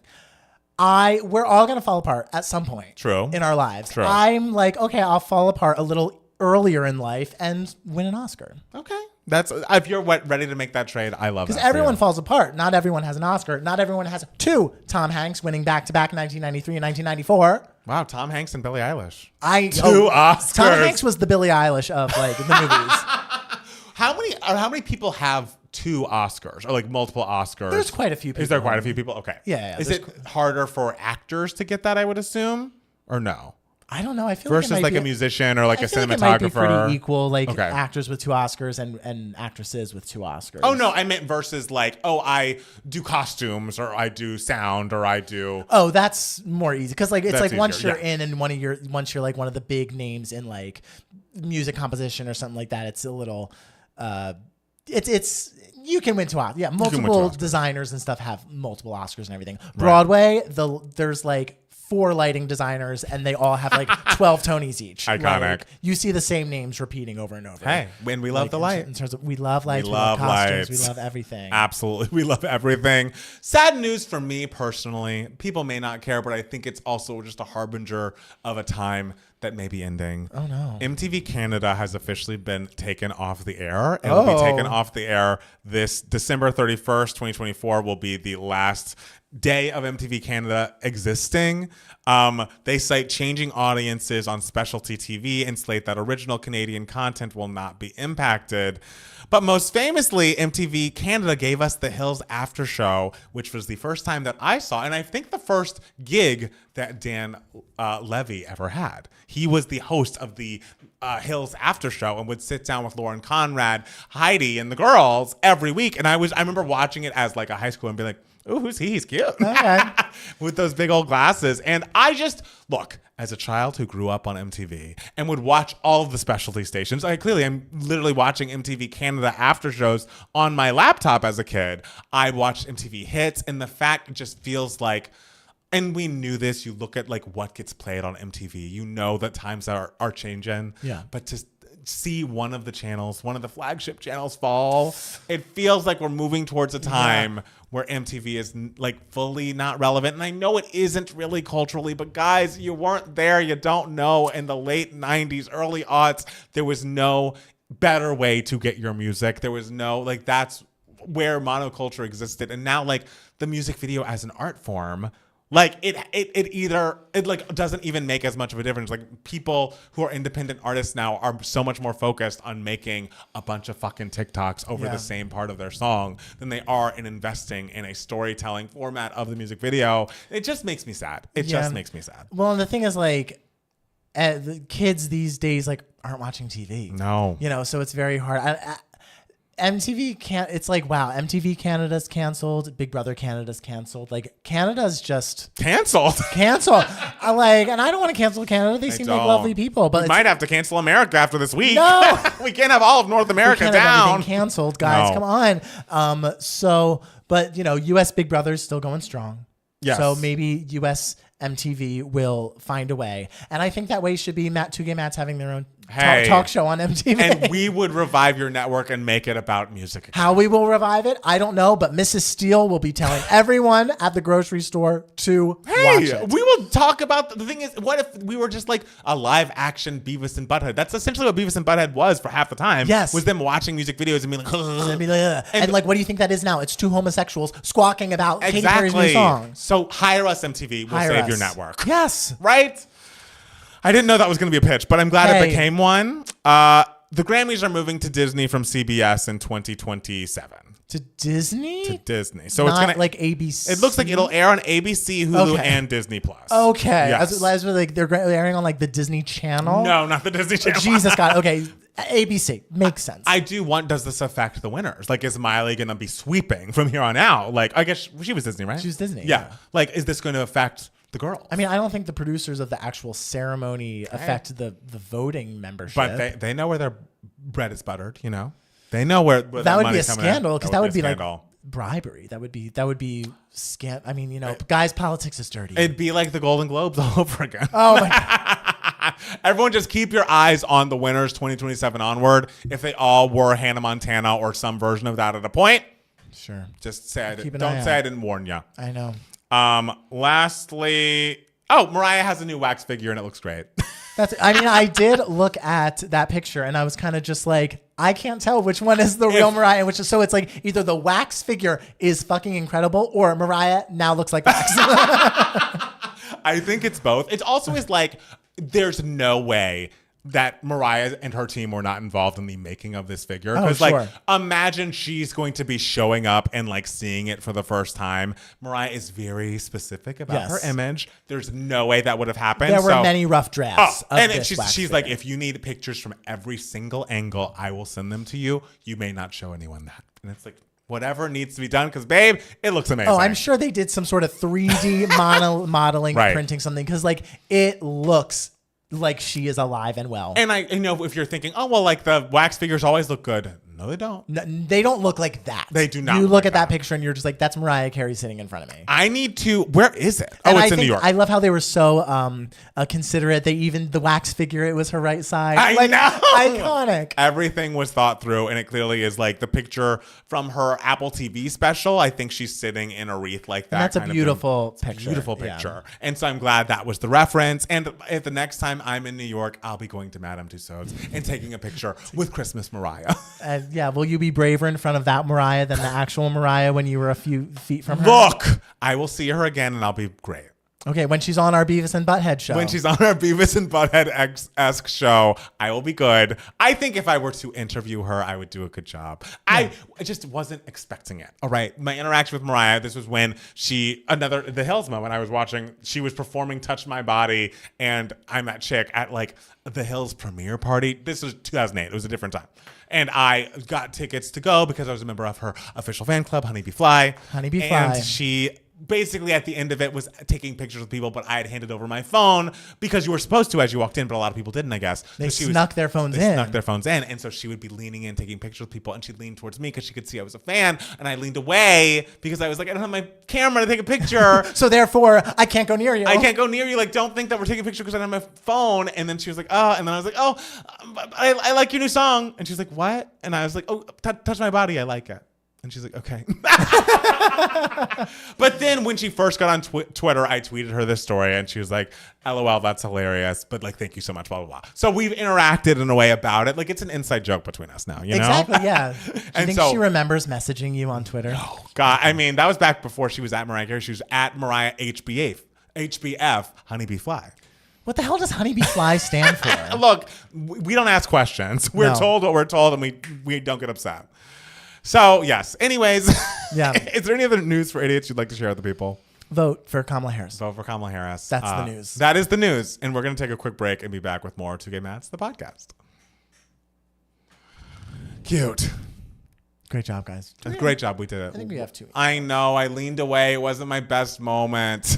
It was years ago. This was 2008. I was a child. I was, in college. And then I remember when this guy just dumped me he like used a quote from a Pussycat Dolls song to dump me. Almost. Did I say this? No. He we were like, I was giving him some space, and then he like messaged me on some application being like, I hate this part right here. And I was like, is this you breaking up with me? Oh, whoa. And so I was lying in bed listening to Britney Spears' Circus, because again, 2008. And I had sent Mariah this message, and I was like feeling sorry for myself. And then I got that response from Mariah via Twitter, jumped out of bed, and I was like, I feel great. X person's name. I Who? mean, if my favorite person like messaged me on Twitter, it would make my entire day. It's great like when you're having like a day and you're just like, oh, nothing good has happened to me today. And like one little thing happens, like the Iowa poll news, and I'm just like, my life is so much better. Exactly. So if you've ever been dumped via Pussycat Doll lyric, just tweet to your favorite celebrity. Maybe they'll tweet you back. Yeah. We got an email from someone named Jim, and I don't understand this. Oh, it's hard when we get emails when we don't understand them. Yeah, because they're using like first names. Oh, okay. Hold on. We'll see. Hold on. I choked when a member of the Black Eyed Peas hit on me. It caught me off guard. What? That's crazy. Palmer, what was your introduction to MC? It was introduction to MC was Fantasy. When I was 8 years old, Fantasy came on the radio. I came home, saw the Fantasy music video on MTV, and then I saw the Fantasy remix video on BET, and I was like, I love this woman. I went out and bought all her albums, and I have been hooked ever since. Hooked. Addicted. My longest relationship. Honeybee Fly has origins in AAVE. Okay, not the Pussycat Dolls, LOL. That was me when my friend won Taylor Swift tickets. I was feeling down because of work and school. The first names are all fake on the email. Okay, maybe the East Austin is the emailer here. Oh, damn it. Uh-oh. We don't have to do it. We can do it. No. I thought that I accidentally... I used this person's name in this live stream. Oh! You always do that. You're always outing the girls. You didn't use their last name. No. Great. Did they say, don't use my name? They used fake names for other people. Okay. We'll see. Angela Bassett's wax. Sorry to whoever. I want to be broken up with a JoJo Siwa song. Daydream is that girl, so I get it. Denzel Washington has 2 Oscars. Love that. Training Day and what else? Training Day and Glory for supporting actor 1989. Should have gotten it for Fences. Fences. He's great in Fences. But I mean, he is excellent in Fences. But like Casey Affleck in Manchester by the Sea is one of the best actor wins in recent memory. Like it's a performance. Denzel's like one of the front runners this year for supporting actor again though for Gladiator. Oh, really? He's apparently real campy and ridiculous and fun. Hey, I love that. So Denzel might be a 3-timer. I love it. Soon. So I got here late. Did they already talk about their fave celeb Halloween costumes? If they don't care, that's fine too. LOL. Luna, yeah, I don't think we care. I don't care. But that's great. People looked great. I liked Beyonce as Prince. I liked that a lot. I saw Wild Robot this weekend. I hear it's great. Phoenix has 2 Oscars, yeah? Joaquin? No, just one for Joker. My introduction to Mariah was Don't Forget About Us, and I used to watch the Adventures of Mimi tour concert on TV. Wow, it's always wild to me when people are like, my intro to Mariah was anytime post 2000, because I'm like, really?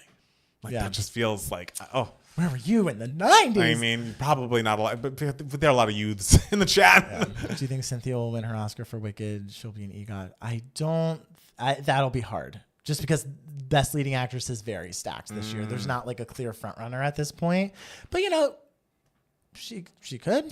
Who knows? I love Bliss by Especially Mariah. if Wicked does really, insane. It will do insane. It's going to do insanely well. Emma Stone has 2 Oscars. Yeah. So Bliss is great. I love that the chorus is all whistle notes. It's just, she goes.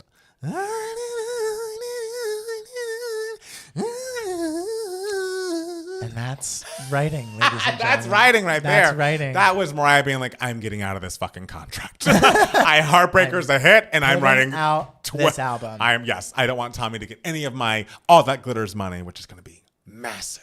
Which, by the way, she got paid a lot to leave Virgin Records. Okay. $20 million, nothing to sneeze at. I wish I had that. I think Mikey Madison will win the Oscar. The thing is, like, for her being a newcomer, it would be very hard to win the Oscar in a normal year. But the fact that there's no solidified, like, huge front runner and leading actress, it's kind of like Mikey could be. I'm trying to think when the last time we had a newcomer win a leading Oscar. Right. Like, I mean, Lily Gladstone almost did this last year, but not that she's like she has credits, in previous movies, but like in terms of being a name, right? They're relatively new. Jonathan Bailey on the Wicked red carpet, gorgeous, always gorgeous. Yeah. Rainbow 25th anniversary was yesterday. Crybaby is one of her best. Absolutely, Crybaby is everything. What's with Steele's Mariah shade? What did I shade? You didn't shade her. Maybe he's like, oh, that in that song writing about on and on and on as the chorus, but whatever. Whatever. I'm sure she wouldn't be like, this is my most important song. Madison's in front now. Don't sleep on Kidman, and Arrivo's not impossible if it gets huge. I agree. I mean, I could see them giving it to Nicole Kidman for Baby Doll or Cry Baby. What's that movie called? The trailer was great, whatever it was. And Angelina Jolie for Maria is considered to be probably like one of the front runners, but Pablo Larraín has, before his movies come out, they're always like, oh, this is the front runner, and then when the movies come out, the actresses lose their front runner status. Oh, really? So, might happen for Angelina. I don't know. We'll see. My introduction to Mariah was the Honey Known Rap version on Disney's Saturday morning radio. Well, in fairness, the original version doesn't have, I mean, I guess it has like some talking, but it doesn't really have a rap. But I was thinking the other day, like how wild it is that in our lifetime, they used to make non-rap versions of songs to play on radio stations that literally would not play rap at all. Would not play rap. What is that? That sounds like something that happened in like the 60s. And that was the 90s. I hear Saoirse Ronan is amazing in the Outrun, but the Outrun came out and like no one saw it. So I don't think she'll get it for Baby Girl. That's the name of the Nicole Kidman movie. But like people didn't, like the Outrun didn't do well box office wise. And so, but she is in contention for supporting actress for Blitz as well. So Saoirse Ronan. You can see me for a split second in Saturday. What scene? All right. Tell us what scene you were in, Michael Smith. Oh, speaking of, I just watched Matt Steele in Dr. Odyssey, a talent. Thank you. Representing the gays well. Thank you. Blame them. Blame them all. I blame them all. Yeah. They did really, I mean, I don't know. Yeah, say it. They should have given you more time. Or not even like more of a line, but like more, like, because you really like are there and then you're gone. Oh, and sure. I'm like, that's what a co-star is, baby. I know it, but I was like, wait, he just got, like, I don't know. He just got here. The fairy just got here. Let the fairy talk. Well, the thing is, like, it was supposed to be like a 3-part, like, should I spoil this? Yes. It was supposed to be like a 3-part joke. Like at first he gets a comment from a lady dressed as Marie Antoinette, and then he gets a comment from me, and then he was going to get he gets another comment from a woman dressed as a devil. And I think her line was cut because I think they wanted to go right to Evan, the guy who played the Gomez character, falling down or whatever. So this really nice girl, her line was cut. But she did a great job. She was really sweet on set. So I think that's why it was supposed to be like a fast, like boom, boom, boom type situation. And then they were like, oh, let's edit it to make it a little different. Fair. Okay. So, all right. It's not about me. I know y'all wanted it to be the fairy show. I did. It's not. I did. It's the boat show. The doctor show. It's the doctor show. On the boat show. There's an Odyssey. There's an Odyssey. Do you have your things? Yeah, we got 2 emails. Okay, one, I'm sorry to the person whose name I said. You're always saying sorry. You're always saying the name. Listen. You really are. Okay, we're ready? Sure. Okay. Hey, everyone. We're back. We are. We have an ad for you, and it's not just vote for Kamala. It's other things as well. Absolutely. A, vote for Kamala. B, if you really enjoy this podcast, make sure to go to your Apple Podcasts or Spotify. Leave us a 5-star rating or review. It really helps us with the algorithms in both applications. We only accept 5-star reviews. Anything less than you've got to keep to yourself. Also, if you're in the LA area on November 23rd, we have our holiday live show coming up at LA's Lyric Hyperion. Make sure to go to 2gaymatslive.com for tickets. And if you are not in the LA area and just want to support us, go to patreon.com/2gaymats where you can get extra bonus content from us very, very regularly. We just put up our reaction to Lady Gaga's Disease music video last week. We're going to do a patron request is coming this week. A lot of shit's coming on that Patreon. So, we're also going to be, for $10 and up patrons, doing a watch along of the Legally Blonde musical MTV Pro Shot before MTV has been canceled. So yes. That is something I'm excited to revisit. And I think that's happening on November 14th, that Thursday. So that's going to be super fun. Go to patreon.com/2gaymat to be a part of that. Yeah. And if you watch that MTV Legally Blonde thing, if you squint in the audience, you could see me because I was there in the mezzanine. I love that. You can't see me. No matter how much you zoom in. You never know. Can't see me. So Matt Steele. Yes, darling. What part of the podcast are we in? We are on to Email My Heart. This is the section of the podcast where we answer any questions you guys might have. You can be a part of Email My Heart if you email us us at 2gaymats@gmail.com. 2 is spelled TWO. Yes. And our first question comes to us, and it says, "Hi guys. Basically, I worked a part-time internship over my 4th year, which affected me significantly and led me to dropping one class. Regardless, the same company hired me on contract for 4 months after the classes ended, then offered me another 1-year contract with a good salary and benefits after that. The job is somewhat related to my field and could lead to some more opportunities, which I'm not sure require my degree to be done or not. I took the job. However, I'm regretting it because I really want my degree. I'm so upset that I'm really close but yet so far away. What would you guys recommend? I sometimes get the urge to pivot away from this company, but I can't. I also like the idea of going back for a semester, which my parents are against. The only bright side is the pay I'm getting. I need advice. Love your content. It's helping me get through the Sunday scaries." Oh, that's so kind.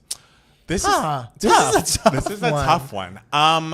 I think if it is something important to you to get your degree, you absolutely need to get it because it's something that you feel like you want. You want the completion of that time in your life.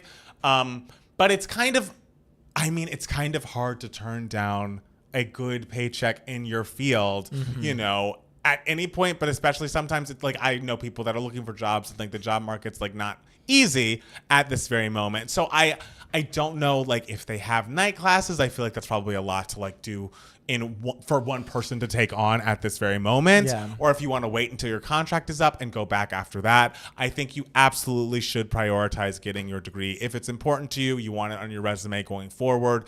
But it's also hard to look a gift horse in the mouth. It's like, if you're going to be offering me something I'm interested in and something in my field, and it's a paid position, it's hard to say no to that. Yeah, and the thing is, if you want to simultaneously work and slowly work your way, because it says got the internship their 4th year, and so you were close to finishing. Yeah, it seems like you're almost done. And so I think if there is a way to like take one class or take like whatever 2 credits, I don't know, and really, really slowly work your way to finishing that degree, I think there's absolutely a possibility you can do that. I am an actor who's only worked part-time jobs or freelance jobs, so I truly don't know what it is like to have a real job.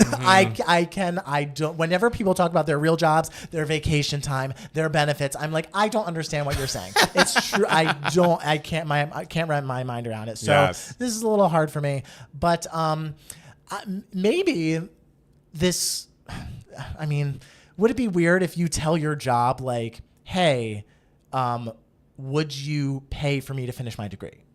I don't think it's weird. Or would you say, or say like, would you allow me?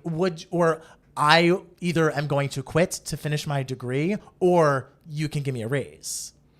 Is that something you can negotiate? I don't know. Whenever people talk about how they ask for raises, I'm like, you ask for raises? You have to ask for raises. I like that's also out of, because I'm like, girl, I work minimum wage for tips. So we don't ask for wages where I'm from. You absolutely have to ask for wages. But I feel like you either need to chip away at it on your own. Tell them that you're doing the chipping away at it. It's like, hey, I'm taking these classes. It'll lead me to my degree in, what we're working in. It's like in the same field. Is there a way that you could subsidize that? If not, there's a possibility that that's going to be a no. I just personally, in this job market, would not give up a good paying job in my field.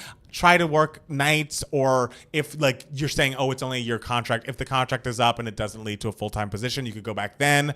I wouldn't want this dream of you having your degree to slip away because of this good opportunity. So I would just remind yourself that it's a priority if you need to like be chipping away at it at night, or if you want to wait until you have a break in your work schedule to do so. Just make sure if it's something you care about, it's something you want going forward, that you are still working towards it. I don't think you made the wrong decision accepting the job. The job market's not easy, and they're offering you something in your field. And the fact that you have gotten, not just you just were an intern at first, and then they were like, hey, we're going to give you a full-time job. You are talented in whatever you are doing. So be proud of that and know your worth. Yes. And so I think that's really amazing. And so if you do decide to finish your degree, I kind of like the idea of like doing like one class at a time and really slowly chipping away at it and keeping the job. But if you end up leaving the job and then finishing your degree and applying to, another job, maybe this place you're working now will have like new openings available, or they could recommend you somewhere. Or if you're applying for other jobs, you can be like, hey, like I was so good at what I do that like I left college for a year or whatever because I was offered a job already and I already have like a great deal of work experience under my belt, and so that makes you more appealing as a candidate if you are applying for a new job. Yes, if you do leave this job to finish your degree. Right. So I think you've got a lot of great options. That's the thing. I think you're doing well. Yes, I think you're absolutely on the right path. You can do this. You can do both things. And if you feel like you can't, you can make that decision. Just never let go of that dream of finishing your degree if that's something that's super important to you. Yeah, we're rooting for you. And we believe you can figure it out. Yeah, totally. So next question comes to us from, I believe they want to be nameless. Even though I already spilled the name, but we won't say that. So Egypt trip.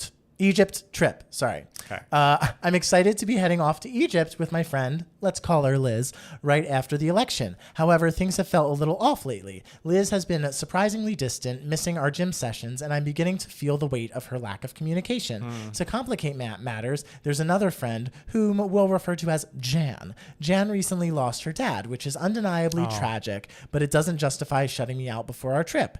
Just the other day, Liz tried to volunteer me to help clean out Marsha's parents' home, or I guess maybe Jan, okay, home following the funeral. I mean, come on, I'm not even close to this person. I politely declined, saying I needed to focus on work preparations, and then tried to ignore that awkward situation altogether. It's frustrating because she has this tendency to only show up at the gym when it benefits her, plus she has a nasty habit of being homophobic, and she's talked behind my back at least 3 times over the past 7 years. That's quite a track record. It's a lot to handle, especially with our trip approaching. I was annoyed by Liz's delays in responding to a workout text, so I canceled today's gym date. It really irritates me that Liz is helping her at my expense. I need some advice. There's an update though. She was secretly purchasing a home, and that was the cause of all the sudden last minute cancellations. I'm considering switching gyms after I return from Egypt. I think go on the trip because you paid for it. Yeah. I guess I don't know your friends, so I don't know what they're usually like. I hate to be rude and say this. I'm a little lost. Can you give me like the Cliff Notes version of what's happening? It seems like he's about to go on a trip. Okay. With someone who is a close friend and a somewhat friend by like acquaintance, kind of. Great. And before they're heading out, the close friend seems a little distant. Okay. I don't think that's much to be worried about. Yeah. I think like they're busy. They're trying to plan around this trip as well. And so I don't think you have much to worry about. If you are still getting weird vibes on the trip, then maybe say something. Yeah. But it's they're about to spend a good deal of time with you. So they're probably just like settling their own matters. As you say, like the one person was buying a house. Right. They're probably settling their own matters on their own before they go on this trip. So I don't think it's that strange that they're not really like chatting with you about this trip, unless you need to figure out like things logistically. Where are we meeting up at the airport? All this stuff. Who's bringing this? If we're like sharing different things, that we're each like packing different things. So I think you're okay. In terms of like the sort of acquaintance who's a little homophobic. No, I don't need her. See how she's like on the. It's kind of hard because like you're stuck on this trip with her. Right. It's like, yeah, I feel like if I'm understanding the question, which I don't know that I am, it seems like you're going to get an impression of them when you're actually on the trip. Like it's going to be pretty clear like what the vibe is between the three of you, how you feel about your closer friend. If they still seem distant when you're there, you can either talk to them. And it's like, do you want to maybe wait till you get home to talk to them? I would like, wait. You don't want to sour the trip. Ruin this whole trip. That's mostly for you. Like you want this to be a fun trip for you, and I wouldn't like plan for like a heavy conversation during it. But if you are still getting those vibes on the trip, then you can talk to at least the person you're closer to about it and see. Talk to the person you're closer to. Yeah, because the person who's homophobic and an acquaintance, that person sounds like someone who would be a great acquaintance to not move up in the ranks. You know, Yes. like the question here is more like, is this friend that I'm close with being distant? Do I need to put them in a different tier of friendship than maybe I had been? Do I need to be traveling with this person? Yeah, like that. These are questions you can ask after this trip that you've already paid for and you want to enjoy. Yeah. But yeah, I'd give her a chance to talk. Maybe you're going to go on the trip and be like, oh, everything's back to normal. It was just circumstantial. Maybe it will be weird and you can address it post-trip. And yeah, I think post-trip, it's like on the trip, even if you get like a little, unless like something truly terrible happens with one of them on the trip that you have to deal with in the moment. But like if you're just like kind of a little annoyed, a little frustrated, I would wait till after the trip to really like say something, just because you don't want to ruin the trip. And focus, whenever something annoying happens, focus on the pyramids. We've all been in situations where we're like stuck in a house or stuck in a trip situation or stuck in an environment where we have to deal with someone who we don't particularly love. And you kind of just have to bite your tongue, breathe through it. But at least you're biting your tongue. There's things to distract you as you're biting your tongue. Yes. There's cool history happening. And I think that's just a good message for all of us. We're in a situation with someone that we don't want to be with. You just always got to focus on the pyramids. Focus on the pyramids. On those pyramids, and you will make it through. Go, wow. Yes. And I hope you have a lovely time on the trip. Let us know how it goes, and hopefully it's not as dire as maybe it seems right now. Yeah, sure. Right? Yeah. So Matt Steele, I have a question for you. Yes. What has been giving you moments, darling? So I have two things that I'm going to talk about. Give me moments. Obviously, they're two pieces of cinema. Of course. On Wednesday, I went to a DGA screening of the new movie Emilia Perez, and it is a movie made by the director Jacques Audiard, and I didn't know this. He directed a movie that I studied in college called Read My Lips, like back in like 2001. I studied. I wasn't in college in 2001. I studied in 2001. I just wanted to clarify. But the movie takes place in Mexico, I believe, and it's all in Spanish, and it is starring Zoe Saldana, Selena Gomez, and an actress named Carla Sofia Gascon. And it's a really, really cool premise. It is about essentially Zoe Saldana plays a lawyer who I believe she's a defense attorney, and she's like tired and frustrated by the system, and she's just like, what are we doing?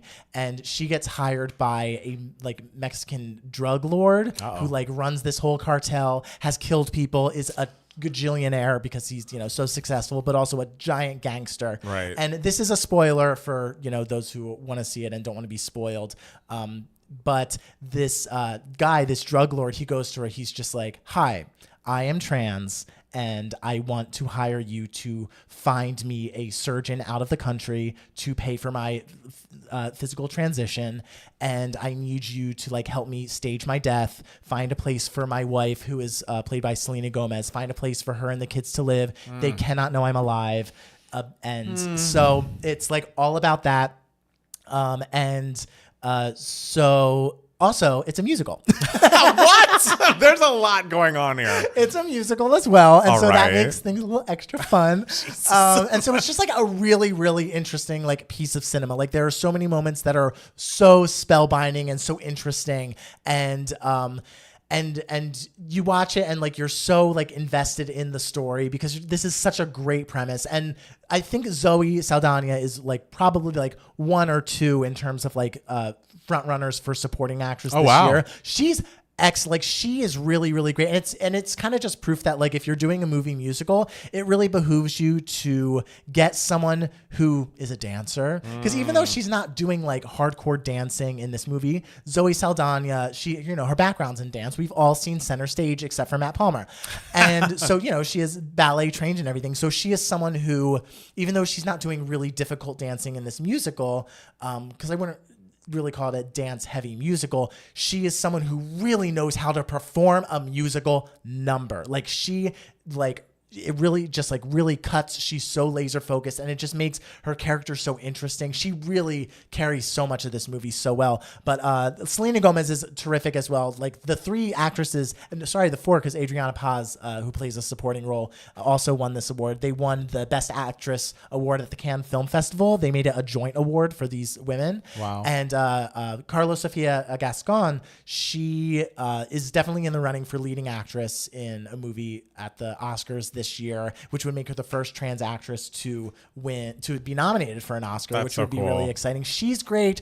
She's great because she also plays like Mexican drug lord before the transition. Whoa. And she is like, she's great when she's like post transition in the movie, but pre-transition, you're just like, oh fuck yes, like so good. And there are even moments like in the post-transition parts where she is sort of like channeling like her past and everything, and it's like, ooh, girl, yes.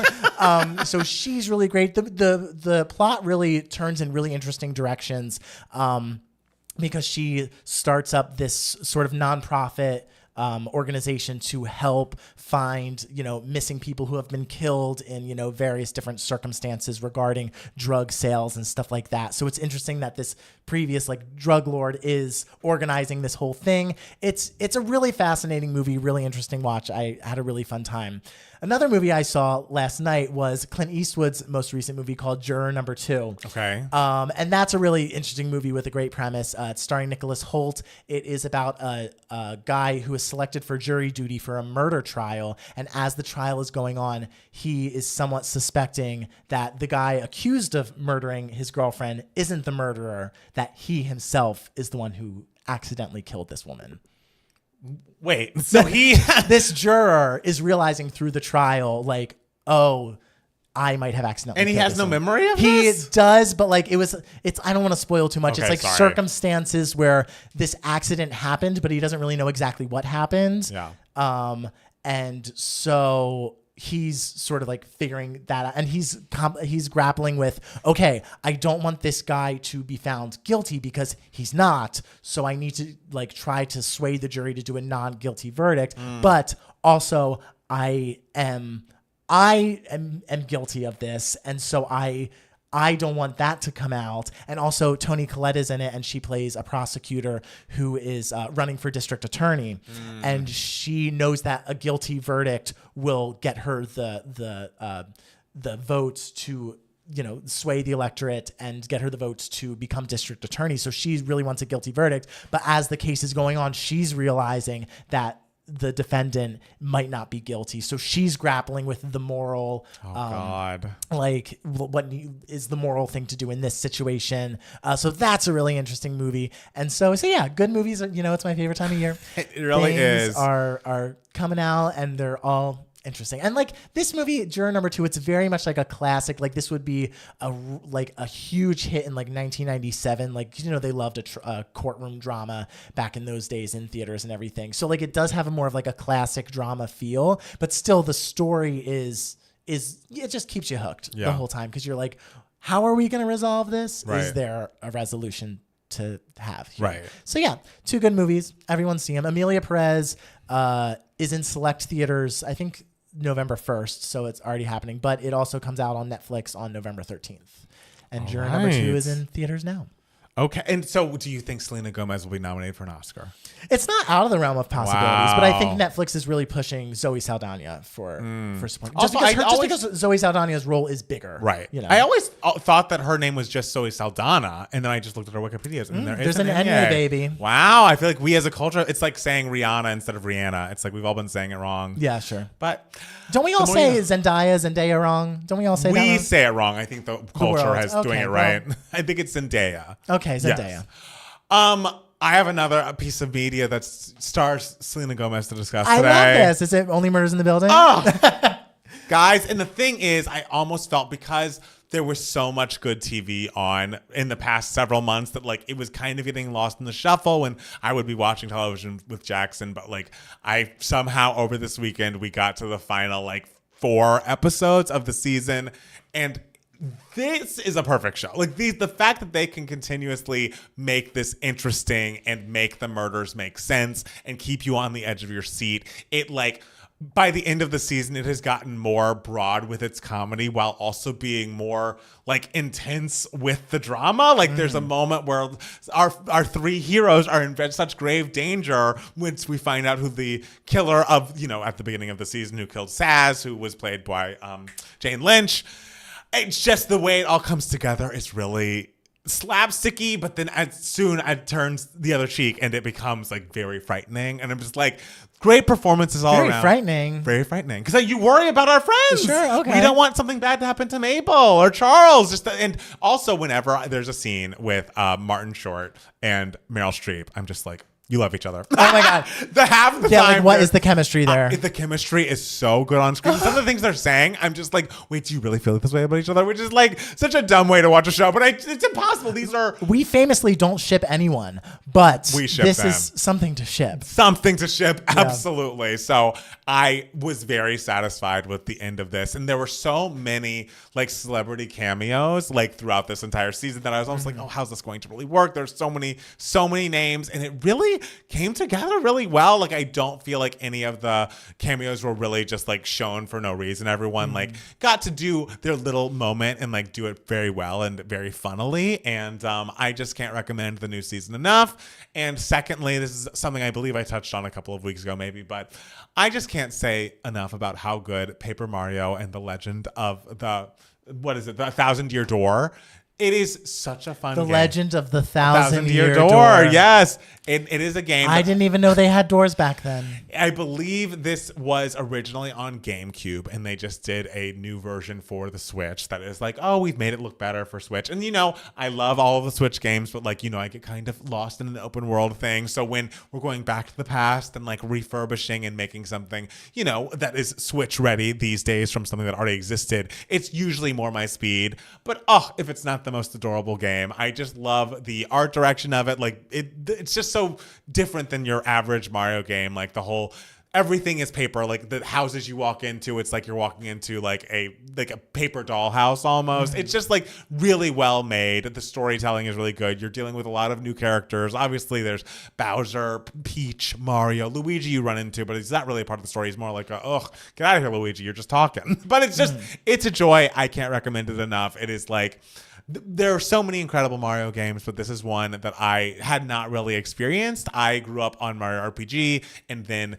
apparently there was an issue like with the ownership of Mario RPG, and they were like, okay, we're going to keep an RPG Mario version out there, but it's going to be Paper Mario and not this original story. And so I never really got on board with Paper Mario, and clearly it was a mistake because this Paper Mario is keeping me entertained, enthralled. It's beautiful. The music is great, and the characters are great, and it's just a fun game that like I would recommend to anyone. People of all ages can enjoy this one. I'm very scared of many things. Sure. Nothing scary happens in Paper Mario. No, and we love that. Everything is paper. Everything is paper. It's true. What's the door made out of? Is that paper as well? Well, I've gone to the door, and the thing is you have to collect 7 stars from 7 different worlds, and you like place them in the door. And so I have 2 stars in the doors, but I haven't opened the door because I need the 5 You need the other 5 stars. I need the other 5 stars, yeah. So I'll let you know when I get them. Ooh, I am on the edge of my seat. I know. This is literally how it feels whenever you talk about Big Brother. Just so you know. Okay, fair.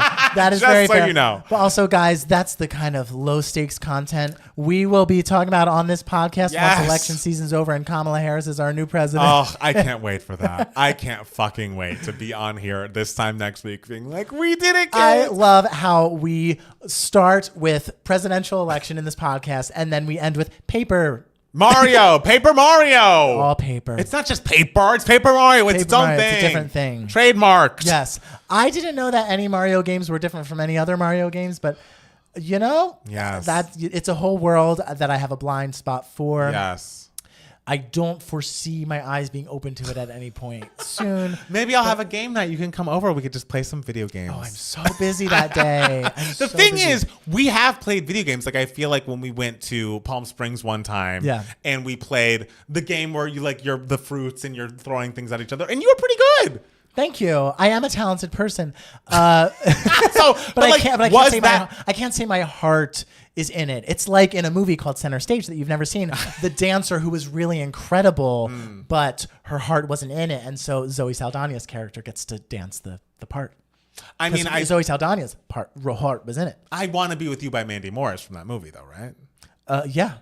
That is a great fucking song. It's a great song. It's a great movie. It's cinema. Donna Murphy playing a mean ballet teacher. Let's go. I love that. Yes. I Want to Be With You is maybe Mandy Moore's best song. Okay. It's a classic piece of music. Well, what are we waiting for? Sit down, watch Center Stage. I have the song on my Spotify, so I don't know if I need to see the movie. No, you need to see the context of the song. I don't know that I do. You need to see it. The context is Mandy with that honey blonde hair.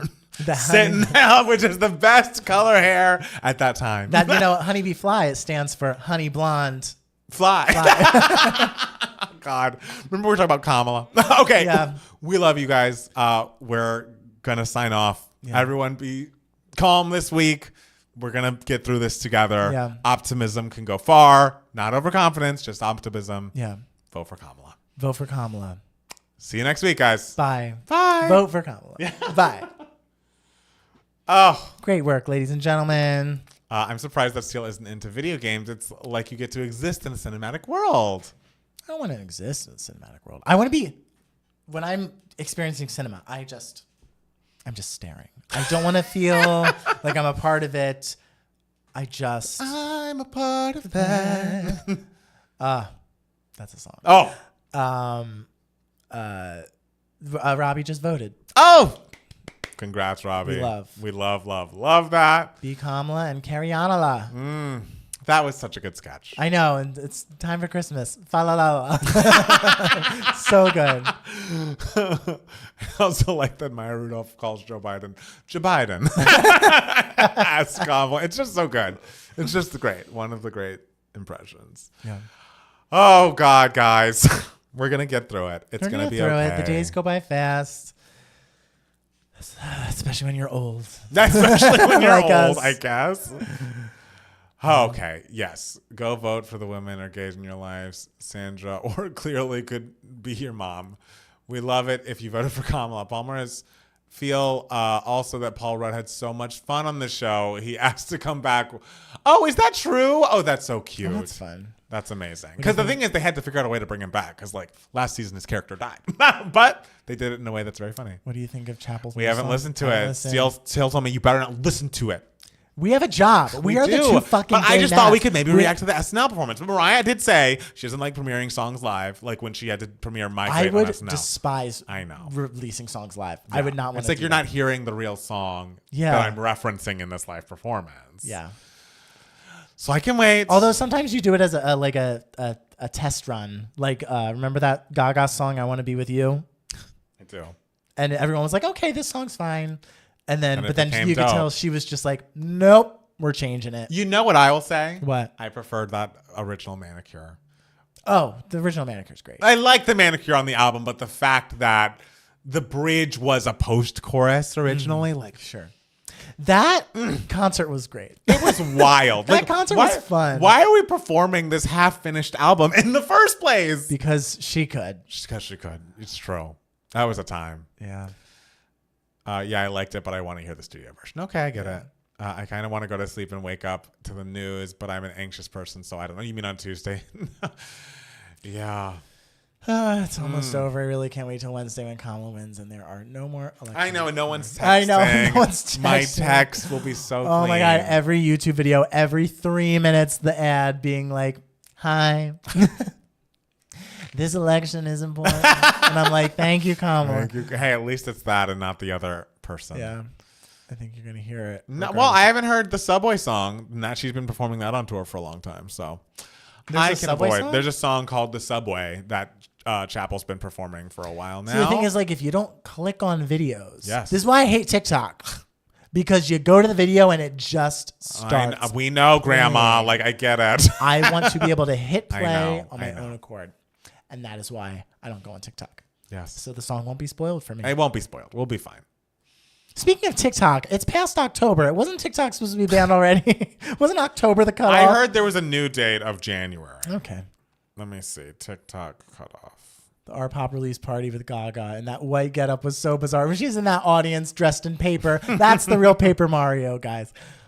Subway's so good. Sally, I don't think it'll be over Tuesday since Dum Dum can't handle defeat. I mean, yeah, it'll be hard. But the thing is, like, we have Biden in the White House, like, as the sitting president. So I think that will make things easier in terms of being like, no, this election, like, Right. And the thing is, remember when we got the information that Joe Biden won and he was still being like, no, he didn't. No, he didn't. Like, it could be that where we all are just like, shut up, Donald. Yeah. I liked the SNL joke about the text. That was so good. That's She's what I like, said. that's you every time? It's like, yeah. So I was like, hi, it's Kamala. She has so many phone numbers. And She has mine. She has all of ours. mine. The thing is, I feel like this go around, I have been getting, maybe it's because I still have an Atlanta area code, but I've been getting more Republican shit. I'm like, Oh, really? you know I don't want this. you know I don't I want don't this. want this. Maybe it's time to change that area code, baby. No way. I know. No way. I will be 609. I will ride for I 609 know, forever, 404, baby. And it's Hey. like, is there a reason for me to ever change my number? 404 is kind of a triggering one because that's like the number when a website doesn't work. I mean, I'm not too triggered by when a website doesn't work. I don't like that. And it was like, this is literally from my childhood. Like, that was my childhood home area code. And there are different areas. There's 770, and I think there's 678 now. But like, if you're like a classic ATL person, ATL. 404 it is. Yeah, 609 for Jersey kids. Yeah. Fortunately, the president doesn't control that. The only voted House controls it. That is true, but there's still like influence in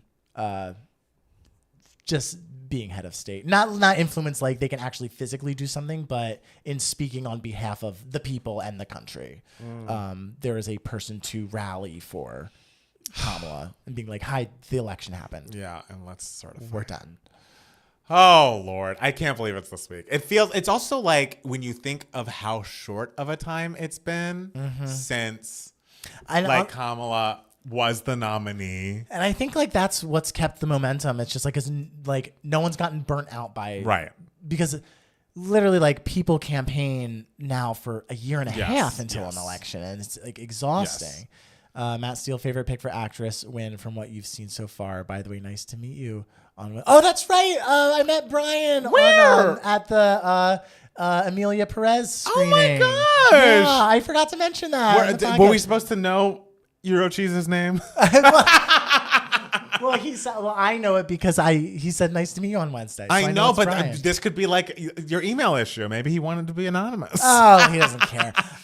It was great meeting you too, Brian. I want to know, Brian. I want to know your thoughts on Amelia Perez, Brian. Wait, also, are you coming to the live show? Yeah, Brian, you come to the live You're show. a local, man. Wait, who's your pick to win for leading actress? I mean, y'all know I stan Thelma.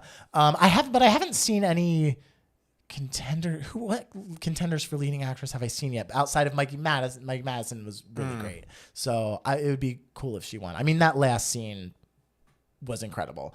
Would I like that movie, by the way? Honora, you would find Honora fun. Oh, sorry. Would I like the Amelia Perez? Check it out. Okay. It's the thing with Amelia Perez is like, even if there were parts in the movie where I was kind of just like, is this working? You're still the story's still like interesting. Okay. So it still keeps you hooked in. And to Okay. me, that's, the most important thing. I love that.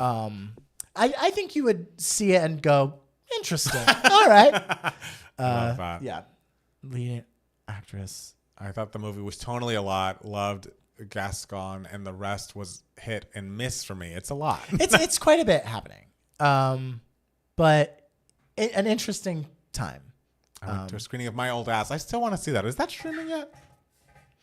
Let me look. I know you're like, oh, I'll go to the theater, but Sure. Yeah, go to the theater. well, I hear My Old Ass is really good. I hear it's great. Hold on, let me. What other leading actress contenders have I I'm seen? addicted to love. Say I'm still hoping that an Amy Adams can happen for Night Bitch. People were shitting all over that trailer. I think the trailer was fun. Okay. Fuck everyone. And just because a movie seems a little more mainstream tonally, it doesn't mean that the character can't be filled with depth. Come on, Night Bitch, let's go. My Old Ass is so good. Aubrey Plaza should be in the conversation for supporting. Oh, I need to see it. I'm excited. I like her. I saw another friend of mine at the screening, and she had just come from watching My Old Ass like at home. Oh, really? She watched at home.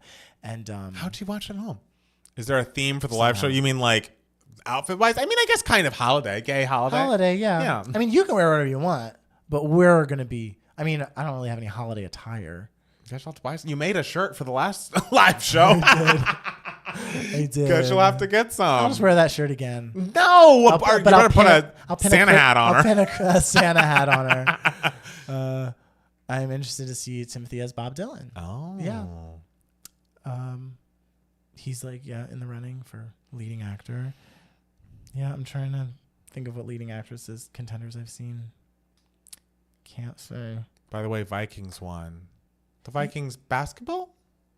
We love whatever sport a Viking is. We love winners and say that the losers tried their best. It's all true. It is all true. Oh, and Carla Sofia Gascon for Amelia Perez. That's a leading actress contender I've seen. I mean, when she is that gangster, you're kind of just like, damn. and I didn't know it was her as the gangster until literally like when I got home. Wow. And I like looked it up and everything because the entire time I was just like, wait, but who played the gangster? He was really good. Amy Adams was great in Night Bitch. Yes, my actress picks. Oh, Marianne Jean-Baptiste. I hope she gets in. What movie is she in? She's in a movie called Hard Truths.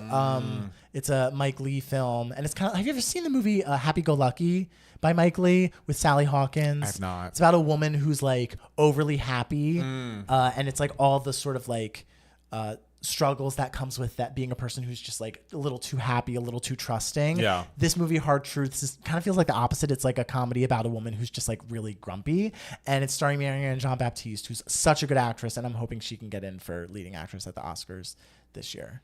But yeah, Brian, he writes about film. Oh, that's cool. He writes about award season. That's amazing. So he gets to see some good shit before we do. But if you liked Night Bitch, I'm excited about that. So looking forward to Legally Blonde the musical and of course the live show. You all are a big part of my social calendar in November. Oh, good. thank That's you. nice. I am excited for Legally Blonde the musical. The thing is, the way that we do these watch-alongs, it has a very strict 2-hour limit. And so I'm like, okay, this pro shot is like 2 hours and 3 minutes. And I looked at the curtain call and it's only like, I'm still like a minute and a half over. So I'm cutting a minute and a half of that. what are you going to cut out? I don't know. I have to figure it out. It better not be Ireland reprise. I don't foresee Fucking that. piss. I won't do it, okay? Something with a man. Cut something with a man. Obviously. Like, hello, have we met? Do you think Saturday Night Movie will get any noms? It could. I could see it getting in for SAG Ensemble. Maybe a screenplay nomination. When is the Legally Blonde watch party? It is November 14th. Patreon, $10 plus patrons. Yeah, and we all love the Legally Blonde. We do. What are we gonna have like an intro? No, we have. We're no just gonna time. pop on, It say is hi, going to guys. Pop on, hi guys. It's playing. Great. There's no time for anything. Okay. There's just no way the Wicked ladies get in for acting categories. No shade. Do you agree with that? Do you disagree? I don't know. I haven't seen Wicked. Wishing everyone the best. Absolutely. Also, shout out to Montana, our Shout out to lovely Montana. patron and friend who got to go to a premiere of Wicked. Yeah. Last night? 2 nights ago? Yeah, like last night in Australia, and she got to meet Ariana Grande's mom. I know. And they're like Yeah. fast friends. Yeah. And so she's seen the movie. I hear she's a very nice lady, Ariana Grande's Yeah. mom. I thought you meant Montana. I was like, yeah, Montana's great. I hear Montana's I hear nice. Montana's a very nice lady. Yeah. But yes. Montana's usually here at the live stream. Maybe she's tired. I'm Or sure maybe she's tuckered Maybe out. she's partying with Ariana Grande. Could be that. Oh my god. Could be that. When is Legally Blonde watch party? The 14th. I'll be sure to join again before that. Oh, thank you, Michael. We need you back on the Discord. That's true. Ariana especially is getting raves. Those ladies could be real contenders. All right. So I mean I've said it a million times. Ariana's thriving right now. You're like, you've never liked Ariana Grande more. Because her whole shtick for the last 10 years has been like, I'm aloof. I'm aloof and I don't care. And it's like, okay, that's, like definitely a perspective and everything. Sure. But Ariana Grande, I Love Musical Theater, is just so genuine. And she's having so much, you can tell this is such a dream come true. Right. You can tell these are the songs she grew up singing in her bedroom. And all the interviews with her, all the promo stuff that she's doing, she's so funny and just like with it and Yes. and so on board with everything. And I find her so charming in this Wicked press tour. Interesting you didn't place her in your top 10. Well, that was for like musical output. Right? Yeah, which is great. Which is great. She has such great material, and she like is so close to making top. Yes, 10. that's why she was an honorable mention. Yes, I thought we were being that. I thought our lists Yeah. were legitimate. I don't have any regrets on my list. I have really no regrets don't. on my list. I have no regrets. Because I said like mine is gonna be like a couple of the choices are gonna be like strictly personal, selfish. Yeah. Obviously, in the grand scheme of things, like Olivia Rodrigo is not like one of those powerful top 10 pop stars of the 21st century. Right. But me personally, both those albums, flaw free. So They are great. I was thinking Gabriel LaBelle would get a nom at the Golden Globes. Yeah, that'd be cool. He was very good. He's very talented actor. So I don't know that I know him. you saw The Fabelmans. I did. He's the lead kid in The Fabelmans. Oh, okay. Yeah. I'm sure you don't remember anything about The Fabelmans. I remember it was boring. I loved The Fabelmans. Oh, I thought The Fabelmans was great. Not for me. That back to back with West Side Story. Fuck, Steven. Yes. West Side Story was great. I still haven't seen the original, but the original. The original. They're both just so great. They're both so great. I listened to that soundtrack, the recent movie soundtrack, in the rain as I was yesterday. I had some hours to kill, so I walked in the rain. So dramatic. And I listened to West Side Story. So dramatic. And I was like, God, Steven Spielberg filmed the fuck out of this. Every shot. That Rachel Ziegler was a vocalist. She's great. A vocalist. And a fucking soprano, yes. And a legit soprano who could fucking do it. Oh, yeah, I love that vid. I would have never thought to put Pink in the top 10, but points were made. I'm just telling you, over the 2000s, there was like a 17-year stretch where she had a hit on the radio. Like, it truly was like unbelievable. Fabelmans was one of the best movies I've ever seen. Both the Fabelmans and Saturday Night were so boring. Okay, we're getting a lot of opinions. A lot of opinions. The original is very gay coded. The original West Side Story? Oh. I mean, the dancers were just gay. Hey, and that Challenger guy is in... he's great in the new West Side Story, Mike Feist. Yes. But the original West Side Story just has that, just like the Jerome Robbins choreo is... and it's just so beautifully filmed. I mean, they're both great. they're both great. They're both great.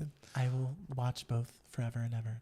I actually liked the SNL episode last night quite a lot. Yay, that's good.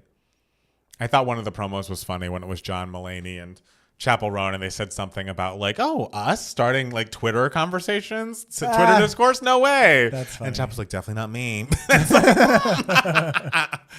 I love it. That's lean into it.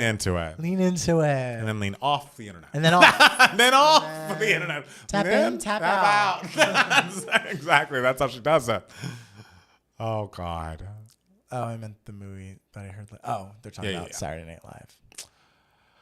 Paul All right. The guy from Heartstopper is an Agatha. You should see him in something good. I haven't watched the new Heartstopper season. I think he seems like a nice young man. I hope he does well for himself. I don't know if I'm going to end up watching Agatha. You know, I'm not a Marvel superhero person, but it's definitely in the 10 minutes I saw, I was kind of like, this is definitely more Disney than Marvel feeling. Yeah. Okay. I would say. And I wonder, do I need to watch WandaVision first before I watch Agatha? I don't know. Every time I see Pino, I feel like I'm being messed with. I could have sworn it was Pink. What? Wait, Pink with the exclamation point? She's had that exclamation point for a minute. Okay, I think we gotta go. We gotta go vote. And I voted, so Matt Steele's gotta go vote again. You can't do that. Can't do that. Can't do that. But we love you. Everyone, stay calm. We'll be here. Kamala. Stay Kamala and carry on Allah or whatever. We love you all. We love you all. We'll see you very soon. Bye.